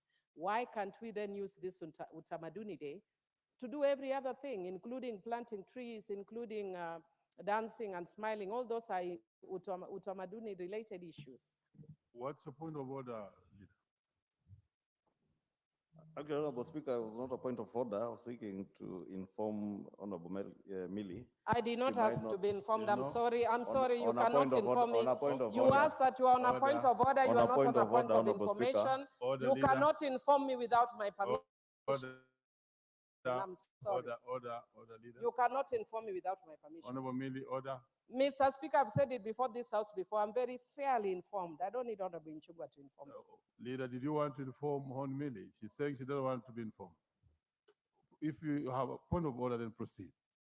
And I thought it was a point of order. Yes, Chair, because Honorable Millie might not have been there when we were moving the bill, and she is debating the bill as it is published, but I did indicate at moving that that clause is part of the items that we intend to amend for deletion, because there has been a change following what happened on Utamaduni Day this year. So that particular day of 10th of October will remain being a public holiday, and especially themed around the issue of climate change mitigation. And as much as Millie did not want to be informed, it is good for her to just learn that without being informed, but now she can learn something. Chair, I like to learn things which are substantive, which are intellectual. So I would want to encourage Honorable Ichung'wah the next time you want to inform me at my intellectual capabilities. Don't inform me over mundane things like that, because those are things that I just raise in passing. But I talk about issues of substance. Mr. Speaker, I have a problem with the proposed amendment to the Traffic Act, Section 1179 of the Traffic Act, which provides that if any unauthorized person removes a notice affixed on a vehicle or tears or defaces the notice, they are guilty of an offense and liable upon conviction to a fine not exceeding 200 shillings. I would want, with your permission, to say it in Kiswahili, shilingi 200.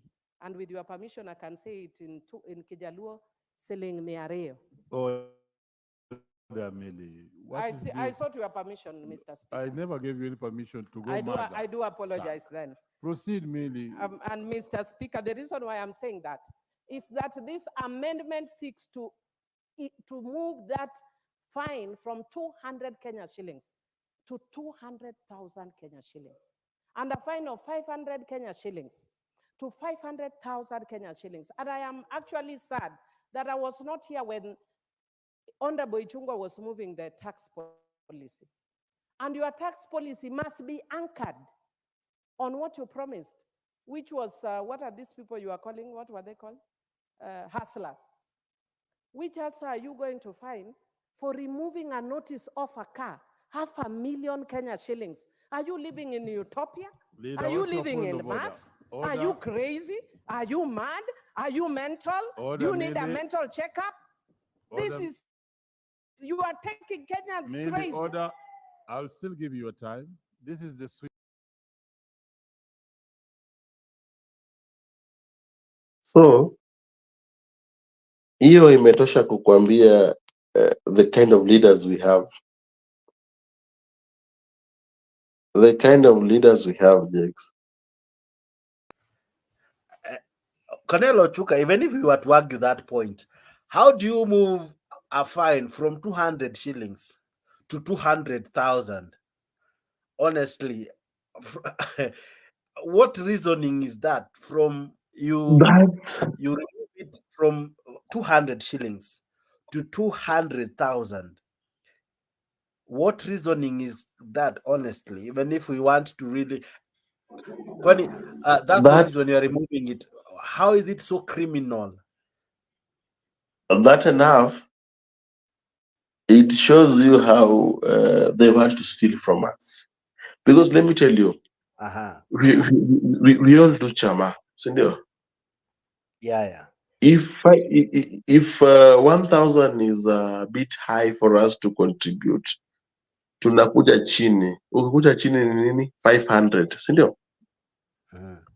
500 bob. Yeah. That is if we cannot raise 1,000. Correct.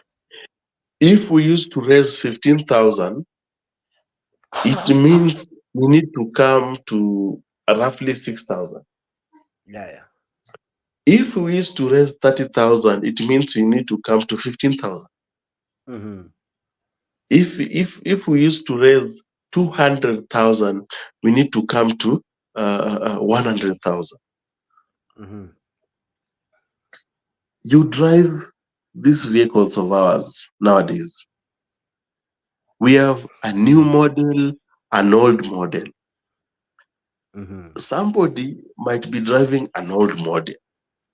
You bought it at around 900, 800,000. You have been driving it for the past 3 years, 2 years. Now, you went and parked somewhere, then maybe you paid, but the system ilienda chini, like inafanyika tukiweka. System imeenda chini, haijarudi. Then the lady mwenye ako hii area ameniambia, we panda tu juu. Itakuwa sawa within some few minutes. Then you guys, in the next 5 minutes, munapita. Munaniandikia barua. Ujalipa parking. Unaona? While mi nakuja nasema, nimelipa parking, sitaki aibu, nachukua that paper, I walk with it,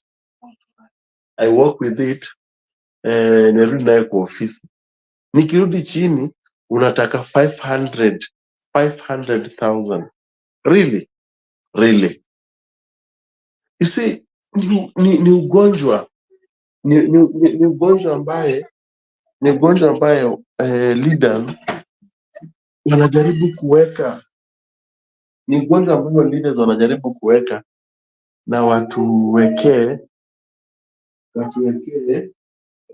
tulipe hiyo pesa yote, while sisi the car you drive si ya 23 million, si ya 14 million, si ya 25, 20 something million. You see, most Kenyans drive 1.2, 1.1, 800, 550, 650, 450. Sindio, Jex? Sindio? Hello? I can hear you. So most of the Kenyans don't drive those vehicles they think we have. So there's no way unaweza charge mtu mwenye anaendesha alinunua gari 350, 450, unakuja kumpiga fine ya 500, 500,000. You see, kama ilikuwa ni 500, you nipige fine ya 1,000. Kama ilikuwa fine ya 200, nipige fine ya 400. But huyu mwana pale majority leader amesit pretty supporting it, na itapita na itakuwa ni bill. Kenyans wanasema tuko sawa, wale wako na pesa walipe, wale hawana wasilipe. After all, those who have vehicles should use matatu for real. So those are the things tunapata problem na hii government.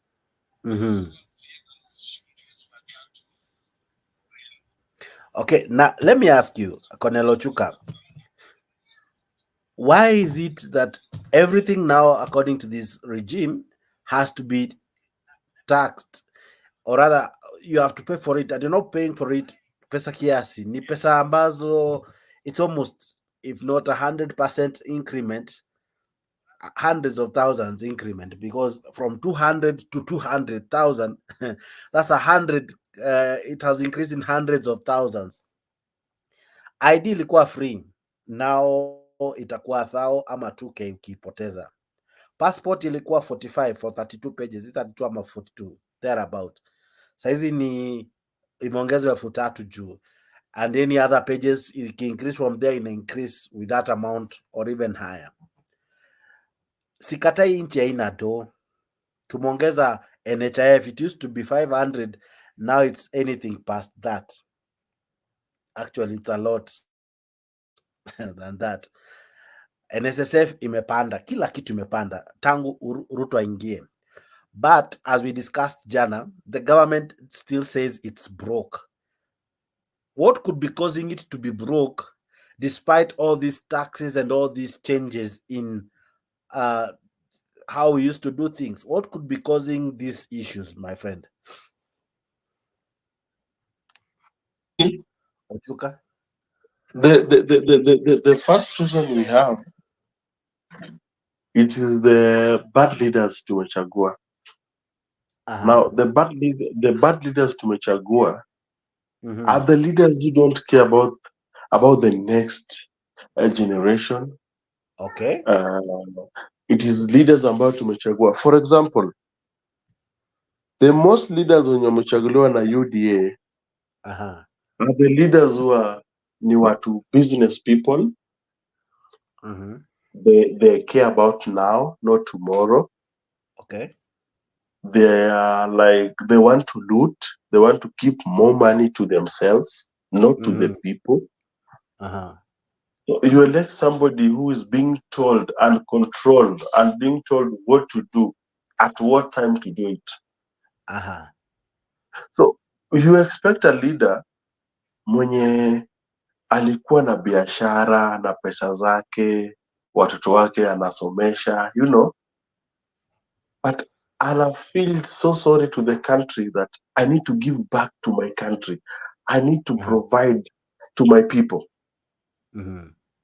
Those leaders wameisha, hawako. You get a young leader who wants to live in Karen, Runda, Kileleshwa. You get a leader who wants to drive the new model vehicles. Anataka kwenda Dubai with the family. You know, 7 kids, the mom, the uncles. So, hao ndo tuko na wao. So don't expect anything from them that ati wakiwa pale watatuonea huruma. They want to show the president, umeona, uliniweka pale mali fulani, NHIF, uliniweka pale kwa watu, pale pa ID, nimeitoa from not being paid to they pay 2,000, they pay 1,000. You get? At the end of the day, the president will smile. The president will be so happy. I'm proud of you. But at the end of the day, Kenyans are suffering. So we have leaders who are not thinking. It's like, ametoka kwa nyumba akiwa soba, amefika job, akachapa tot, akaenda somewhere, akasema iongezwe. Oh, kitu kama hiyo. So wana test waters. Hao watu have been testing waters. Na mahali wametest water imeingia. Yukumbuka Aisha Juma alisema watu wa huduma namba wanafaa kuongezwa salary. Hiyo sekta ya Aisha Juma. What happened? Hawajaongezwa salary mpaka leo, si ni 1 year? Hawajaongezwa salary, hawajapata transfer, hawajapata promotion. While Aisha Juma akiongea, he knew maybe anasema kitu kutoka kwa roho yake, but pengine ili hatu watu wengine. It's the same thing now viongozi wote. They are saying we will do this, but they cannot do it. Ina take time for them to do it because first of them wameweka tumbo yao mbele, pocket yao mbele, bank accounts zao mbele. So they cannot implement anything and they'll never bring anything to help Kenyans. Saizi tumetoka kwa floods. What have they done to floods? Our whole deputy president comes out and say, nimewapea certain amount of money. Government may release certain amount of money. While government ija release up to now anything. Watu wamekufa, manyumba zimeenda, mvua imeisha. Nao tuko sawa. Hakuna pesa imerudishiwa. Up to now. But serikali imeongea, deputy president ameongea, governors wanasema hatuja receive, governors wanasema tunadai serikali pesa ya Oktoba, Novemba, December. Unasikia president anakuja anasema amepewa 38 billion. Believe nani, tuache nani? Yeah. Okay. Kesho, gazeti ya kesho I think ishatoka. I want us to discuss it. But from Monday, this show will be happening in the morning. But before Monday, we can be discussing it earlier than that. And we have what the newspapers are saying now.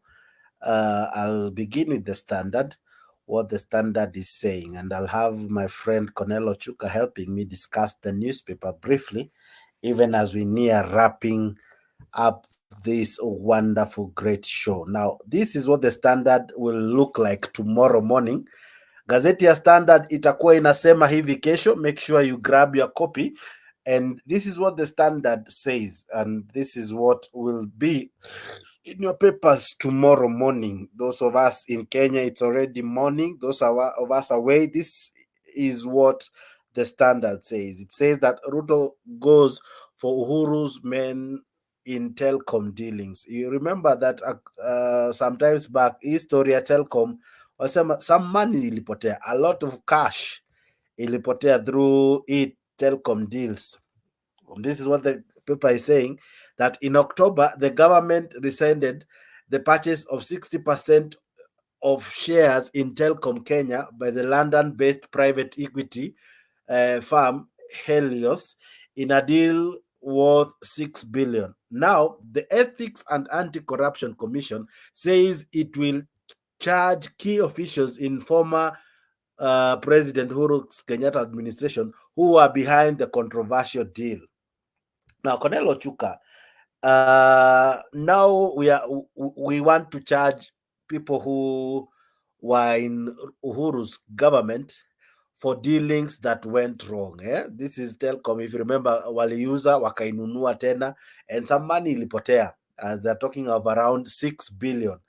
Yet in Ruto's regime, tuko na mafuta ya 17 billion. Hiyo story imekanyagiwa, right? Tuko na hiyo ni mafuta gani? Hiyo ni mafuta ya fuel. Tuko na mafuta ambayo imeingia ambayo ni gushi, the edible oil. Hiyo ni 16 billion. So 17 billion, 16 billion. Tuko na ile skari ambayo ilibiwa, among many other sakatas. Mbona anaona the spec in Uhuru's regime, if this I can call it the spec, despite it consuming 6 billion of Kenya's taxpayers' money? Why is Ruto now keen to target Uhuru's previous cabinet? To me, this was a good deal. To him, he doesn't like these 4 people. The reason why I'll say so is that you can't have okay. You have your own wife. And bibi yako venye before muoe alikuwa na some other men. Kuna wale walimvuja virginity. Kuna wale walikaa na yeye for the sake of hardship time. Kuna wale walikuja because of the beauty. Na kuna mtu wa 4 mwenye alimuoa ako na yeye. If you are a man enough,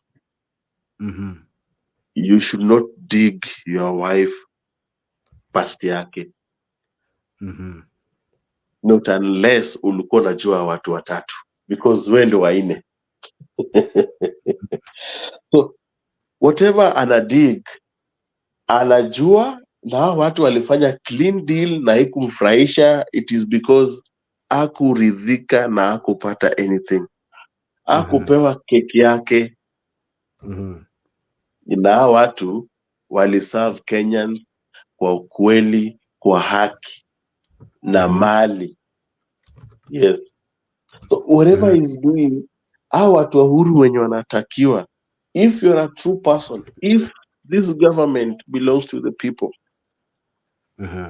if this government wants to make sure the people of Kenyans feel so happy, hafai kufanya hizi vitu. Remember, alisimama pale Kasarani akasema we never revenge. What are this? Hizi ni nini?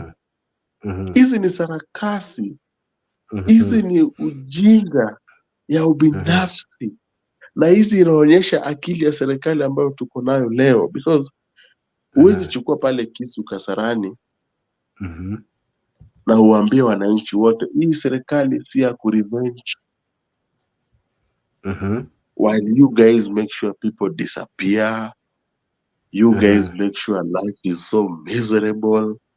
Those people who work on the other regime are being followed and threatened and maybe taken to somewhere else. If we speak, even people like us are being threatened. It is not the Kenya we know. It is not the Kenya we trust. It is not the Kenya we have for 20 years. It is not the Kenya that belongs to Mwai Kibaki.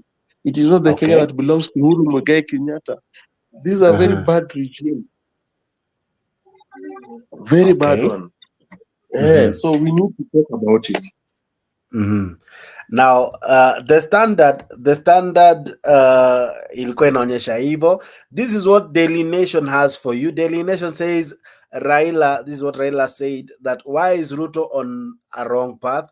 Now get to know why Ruto is on a wrong path. That will be in your Daily Nation on page 4.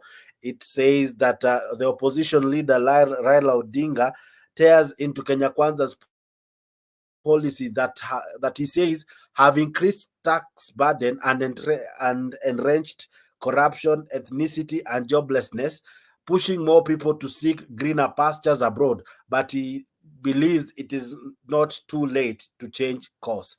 Raila Odinga is still hopeful. Despite all this, Raila Odinga is still hopeful. Wewe kama supporter sugu wa baba, do you still believe this government, kuna hope kweli in this government? Now, kila mtu anaona baba is not crazy. Now wanaona baba aliweka maandamano, he was selfish, angekubali tumemshinda na aende Bondo, kitu kama hiyo. Now inaonekana reality. Baba loves Kenya more than anybody. Baba loves Kenya more than anybody. And that is why at the end of the day, he comes out as a winner. He comes out gazette inaandika because anaona the worth of the Kenyans, what Kenyans are really struggling about. And we need to support Raila Amolo Odinga. He knows the best. Yes. Now, hapo chini kwa hiyo Daily Nation, hapo chini inasema that EACC, that is the Anti-Corruption Agency, is now targeting Yatani. You remember the CS for Treasury and all, and Balala. Balala, the former tourist, CS for tourism. Honestly, let's be fair. Let's even try to be fair. When you look at the current regime, unataka kusema wote ni weupe kama pamba. We don't have CSs who ought to be sought by this agency. Cornelo Chuka. Let me tell you, EACC ni chumba ambayo inaweza tumiwa kuweka blame to anybody. And imetumika vibaya since ilibuniwa. Na ina threaten, even ina threaten so many governors, senators, other leaders. When you are in power, you use your own tools. to oppress other people. So this is one of them.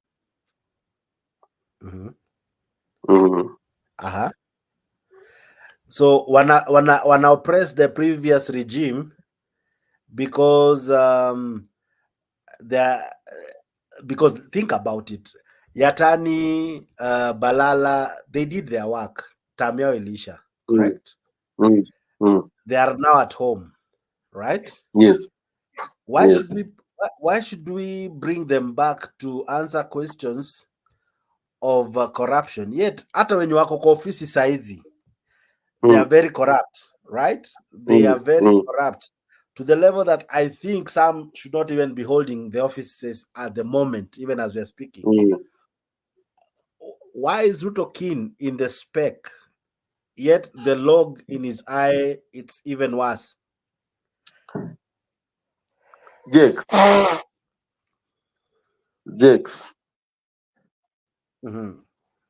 For the past 1 year, unataka kuniambia government ya Kenya imecollect 6 billion for the past 1 year? More than that. Now, why go for 6 billion? Which iko na makaratasi, iko na watu, iko na ministers, wanaonekana wanajuana. It means when this tender ilikuwa approved, you guys amukukula na iliwauma na you knew about it.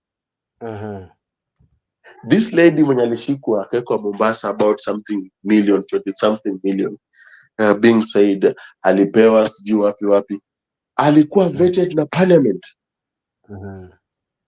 Parliament ikivet mtu, these are the things parliament inafaa ikuwa inajua. Unataka kuniambia that file haikukuwa hapo? That file imekuwa sasa akisema this regime inatoa pesa kuhusu regime yoyote. India imetupea 38 billion ya agriculture. Mko sure hiyo pesa imeingia kwa agriculture? So many countries have been giving us money. All these countries that the president ameenda, they have been giving us money. Are you guys sure that hizo pesa zimefika kwa hizo ministry? Then why look for 6 billion?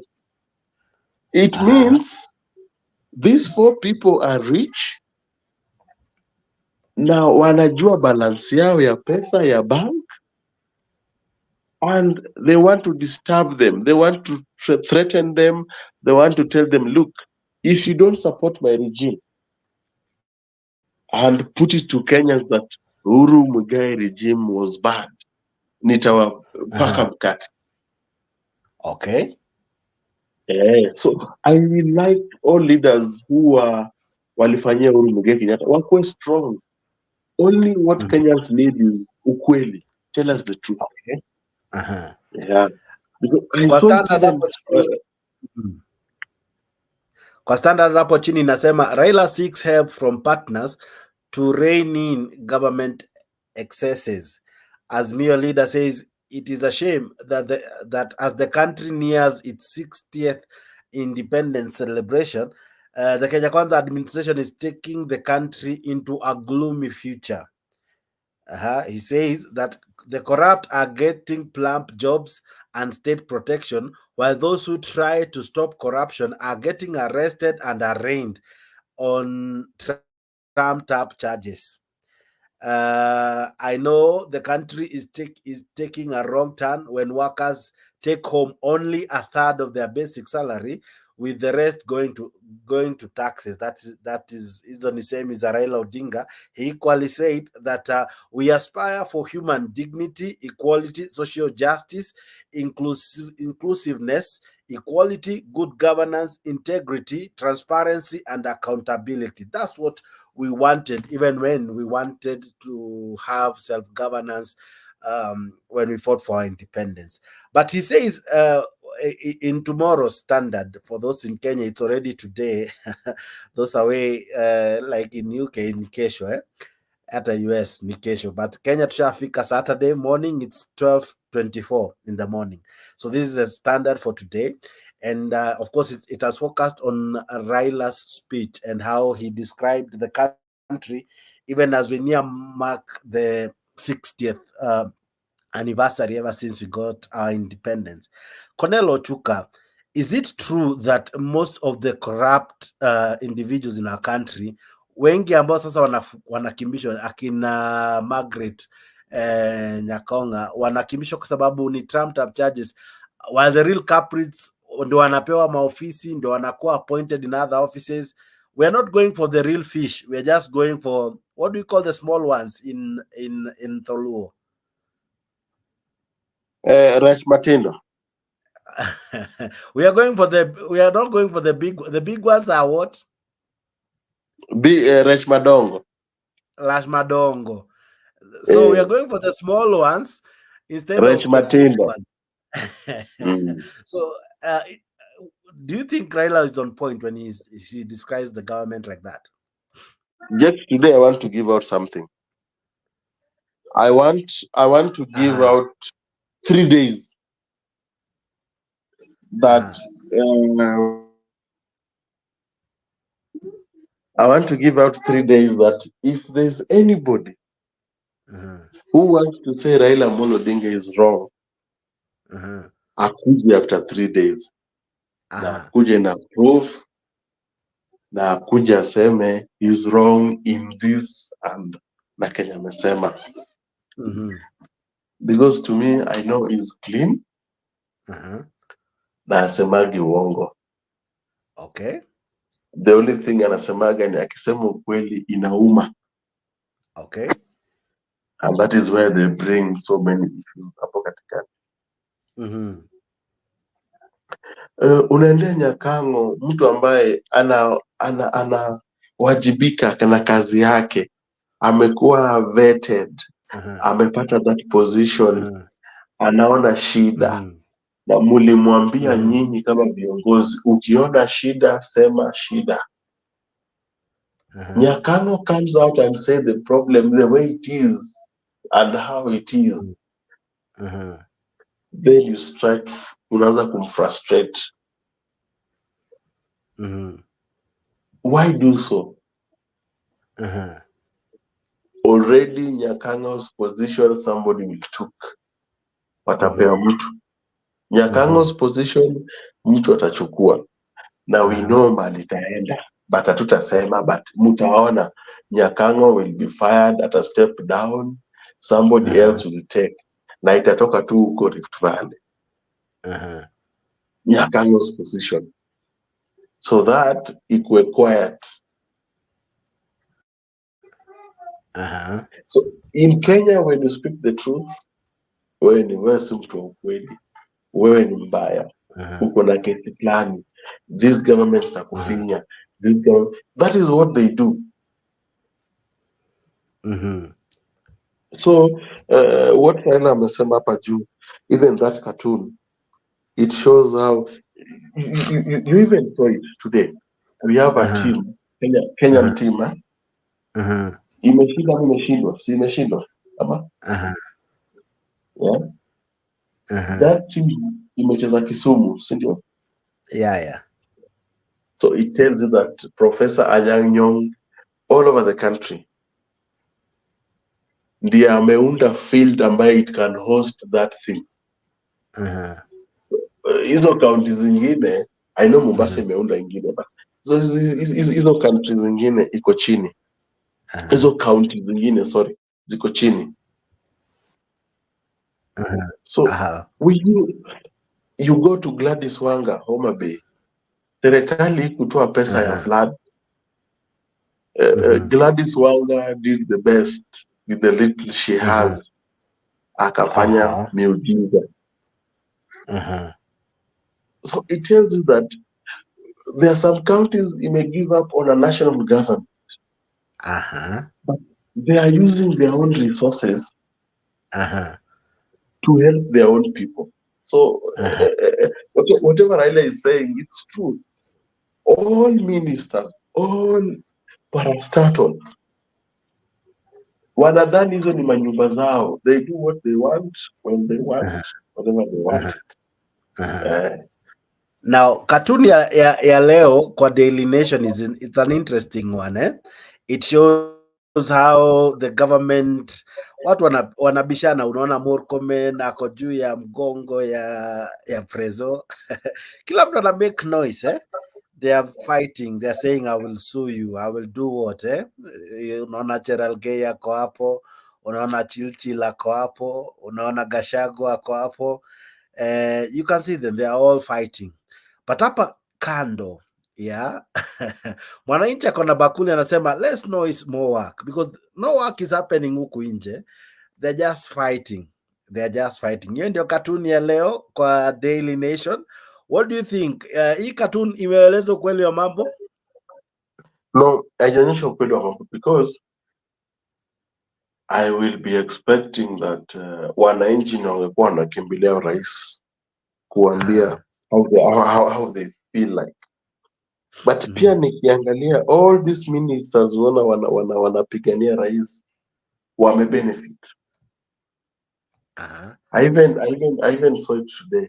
We have a former governor, Wanaruto, Evans Kidero, going back home.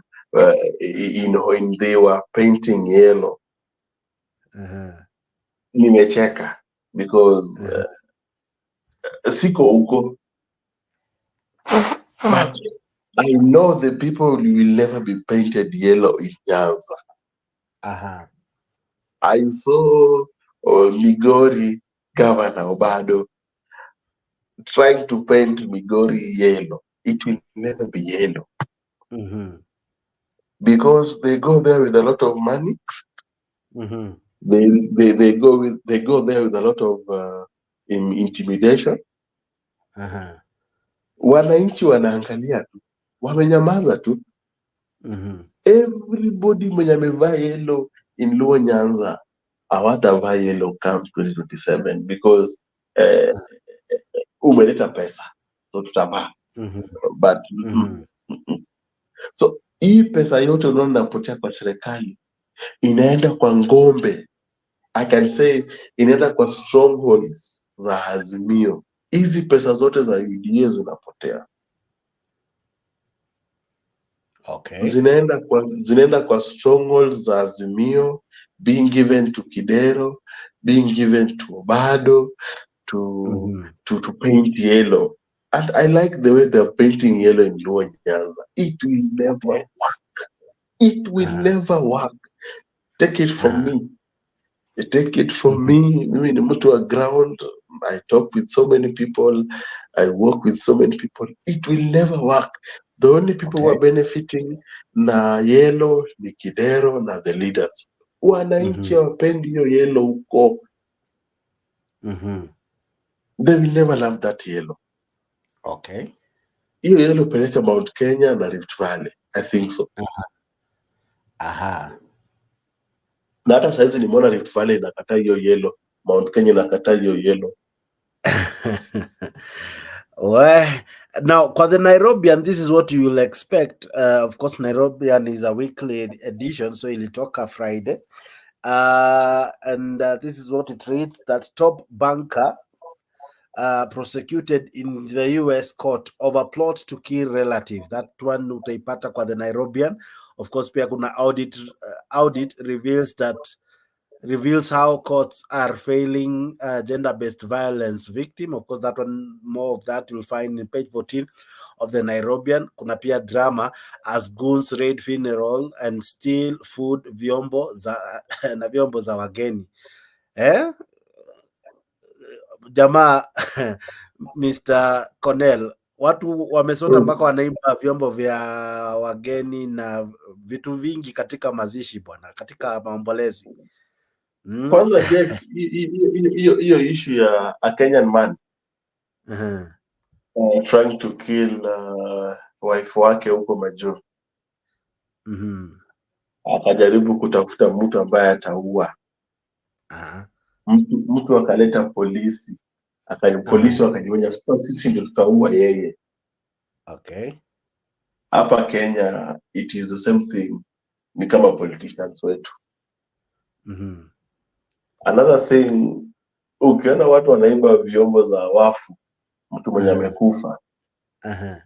He tells you kuna njaa. Okay. Na very soon, you know, nyumba za viongozi wetu ndo zinakuwaga na maji, zimechimbwa sijui kisima, kuna machungwa, kuna maembe. Very soon, back home in the rural areas, people will be forced to go kwa viongozi to destroy their properties because they cannot eat what you can eat. Unakuja na chopa, gari kubwa, hata sisi tuko njaa. Okay. Na ni kama njaa imezidi kwa sababu unasikia bado kwa Nairobi wanasema why Prado drivers are no longer safe. Wanasema brazen gangs. On December 3rd, 2 car dealers miraculously escaped along the Thika superhighway after their Toyota Prado was involved in a freaky accident. Moments after being carjacked, investigation shows that criminals have a liking for the model due to superior features and specification. Sasa hata hatuibi gari ndogo ndogo akina Probox and the likes. Sasa tuna Unajua, people believe that leaders work with 700K, 1 million for their own vehicles. The problem is wananchi wako na njaa. Mwananchi akiwa na njaa ana target mahali kuna pesa. Na mahali kuna pesa, I don't know how they think, but you cannot drive a new model vehicle while they are eating, wako na njaa. They are hungry. Okay. So they will follow you and they want more money. Sisi tunagemea na hizi ndogo ndogo, hizi tu mix, hizi tu mzee. So hatuna kitu. Of course Nairobi anapo chini pia inasema watu wana kakitu mpaka there's a lady who presented herself to the police after stabbing her husband. Kwambia zile stories ziko huku nje. But of course tunao interesting stories. Kuna huyu lady anaitwa Roslina from Lebanon who has been trending. Anasema for the love of the kids, the trending house help from Siaya who has wowed the world. I am sure you have seen that trending TikTok over the lady mwenye alitoka Lebanon, and the love from the children was touching, and the lady amekuwa sensation, and of course sasa amekuwa celeb. So hayo ndio utayakuta katika magazeti. That is what you will find in the magazeti. Of course it's interesting, So Cornelo Chuka napo wrap up show. Mstakabali wako wa mwisho ni upi? What could be your closing remarks? Even as we wrap up this show, I'm sure tomorrow, or rather today, you have a busy day, and you can as well tell us what you do. Na si makosa ukijimarket. I want to market as per se. KRA iko around.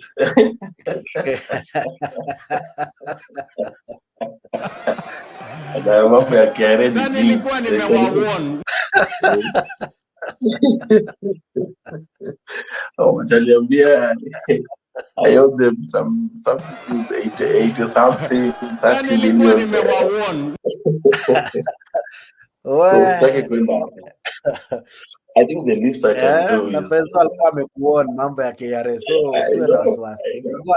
so the least I can do is to say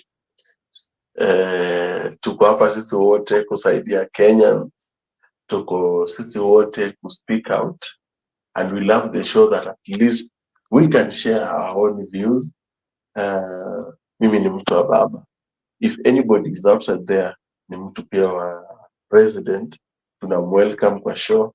The Kenya we want is whereby we can air our own views, and we can support anybody we want, and we feel so freely that kama mimi nimekosa pande wa baba, unanirectify. Nikikwambia upande wa president, unasikia. That is the politics we want. The politics of the 208, 207, whereby if I tell you about Raila Amolo Odinga, utanifanya hivi. If I tell you about the government, nitakufanya hivi. Hiyo politics tumewacha. The politics we have right now is about, we need to be friends, but we need also to speak the truth. We need also to we enlighten ourselves about the day. Regardless mwenye na support, I'm also a human being. Sioni haja ya mtu kukuja kusema because nimesimama kwa hii mrengo atanifanya hivi. I'm always free. Nikisema mrengo ya mzee baba, you feel free, come out, tell me, Cornell, these are the facts about what Baba does that is bad, and also tell you these are the facts that Baba do, what is right. So which is which? And at the end of the day, we shake our own hands, we love each other. This is our country. Whatever we are saying is that we are trying to make it much more better. Ata Jex, whatever you are doing here, we are trying to put this country ikuwe nchi ambayo anybody anaweza feel free, regardless kabila, urefu, ufupi, rangi, kitu kama hiyo. So that is what nitawacha nayo leo. If you feel free, kama mimi ni mtu wa baba, you come out and say wewe ni mtu wa government, to debate on a fairly, hakuna threats, hakuna mara nimekuchapa kitu ambayo imekuuma sana unitafute kesho uniumize.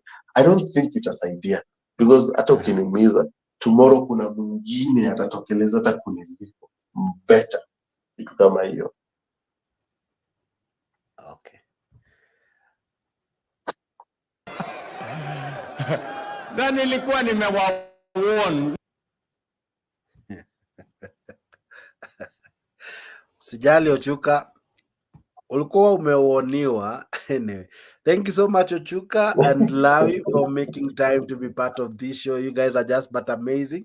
We do this show again tomorrow, and don't forget Sunday. Sunday wadau, I hope niliwaambia, but I still want to tell you, Sunday tuna show moja fiti. Ochuka, umenunua shamba ukachezewa manze, pesa zika karibu zimeze maji. I only know few friends. I don't invest in Nairobi.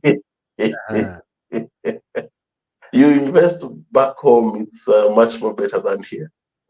Huku Nairobi kuna mtu najua amefanywa ile kitu, amefunzwa tabia za Nairobi, akanyang'anywa pesa zake za shamba. Hata kuna mali tunaweza tukakimbizwa, tulikimbizwa sana.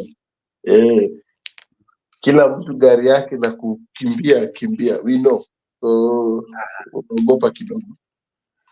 Okay, so wewe ambaye umepatikana, wewe ambaye umemezeshwa pesa kwa sababu ya deals funny hapa za shamba, wewe ambaye you don't know anything about land, how to go about it, uko majuu, you want to invest back home, you want to look for a piece of land, you want to find something good here in Kenya. Na usinyang'anywe pesa, usijenge alafu kuja uambiwe you bought a land ambayo ni barabara, you bought someone's land, you bought a place that is marked as riparian land,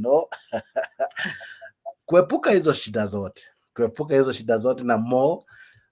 Please stay tuned on Sunday, the day after tomorrow actually, Sunday is tomorrow, since tayari tuko sato saa 4 Kenyan time, na tutakuwa na show moja fiti, show moja kali. Please don't miss that show. That show is for you. Show imeandaliwa specifically kwako wewe mwananchi, ili ujue mbivu na mbichi kuhusiana na mambo ya mashamba. Tazama hii.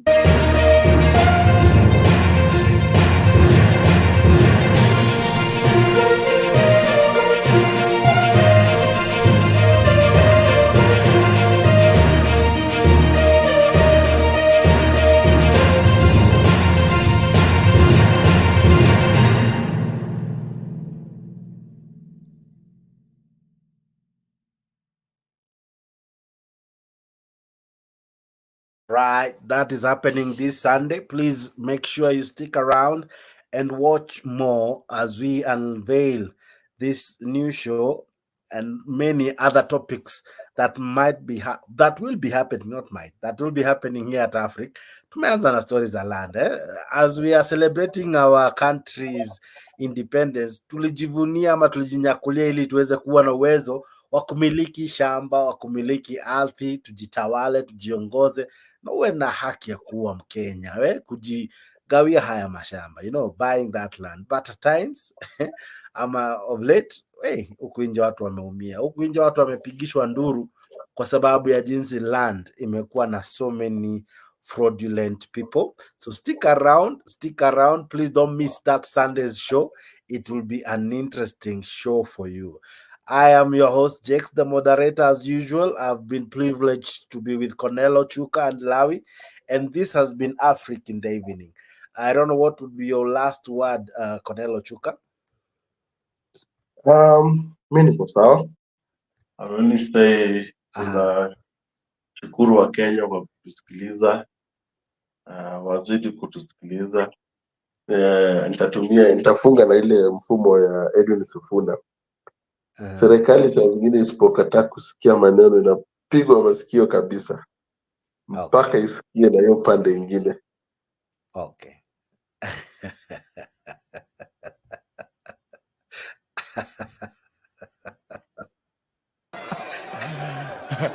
Na nilikuwa nimewawarn. Sawa. Asante sana wadau, asante sana wa Kenya. This has been your show. This has been your host, none other than Jakes, the moderator. We do this tomorrow, same time, same place. And God bless you. Keep safe and may you have a pleasant weekend. Wewe unashabikia timu gani, Cornelo Chuka? Mimi nashabikia Gor Mahia. Arsenal.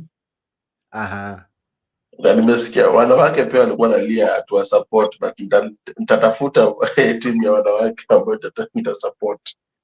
Timu gani? Timu nadhani Arsenal ni timu yetu sisi wote, from our ladies to most good ladies are in Arsenal. No, they want their own team. So I had a few ladies huko job wanalia wanataka pia to support maybe volleyball, something like football. So sijafanya utafiti, but nitafanya utafiti. I'll choose everything, at least watu wote wasione wachwa nje. Okay. Asante sana wadau. Arsenal tuko juu ya table na tumai tutazidi kuwa juu ya table. Eventually tusikue tu juu, tuwe juu na tuchukue kikombe. Zaidi ya yote asante sana wana Man U, wana Chelsea. By the way, Chelsea wanakuanga bado. Wana Chelsea, wana Man City. Tuweke tu Manchester United. Nini? Wasikie pia kwa at least umewaita. Tuko na magames kibao hii weekend. Make sure you tune into them. I wish we could air them for you, but hey, copyrights nazo.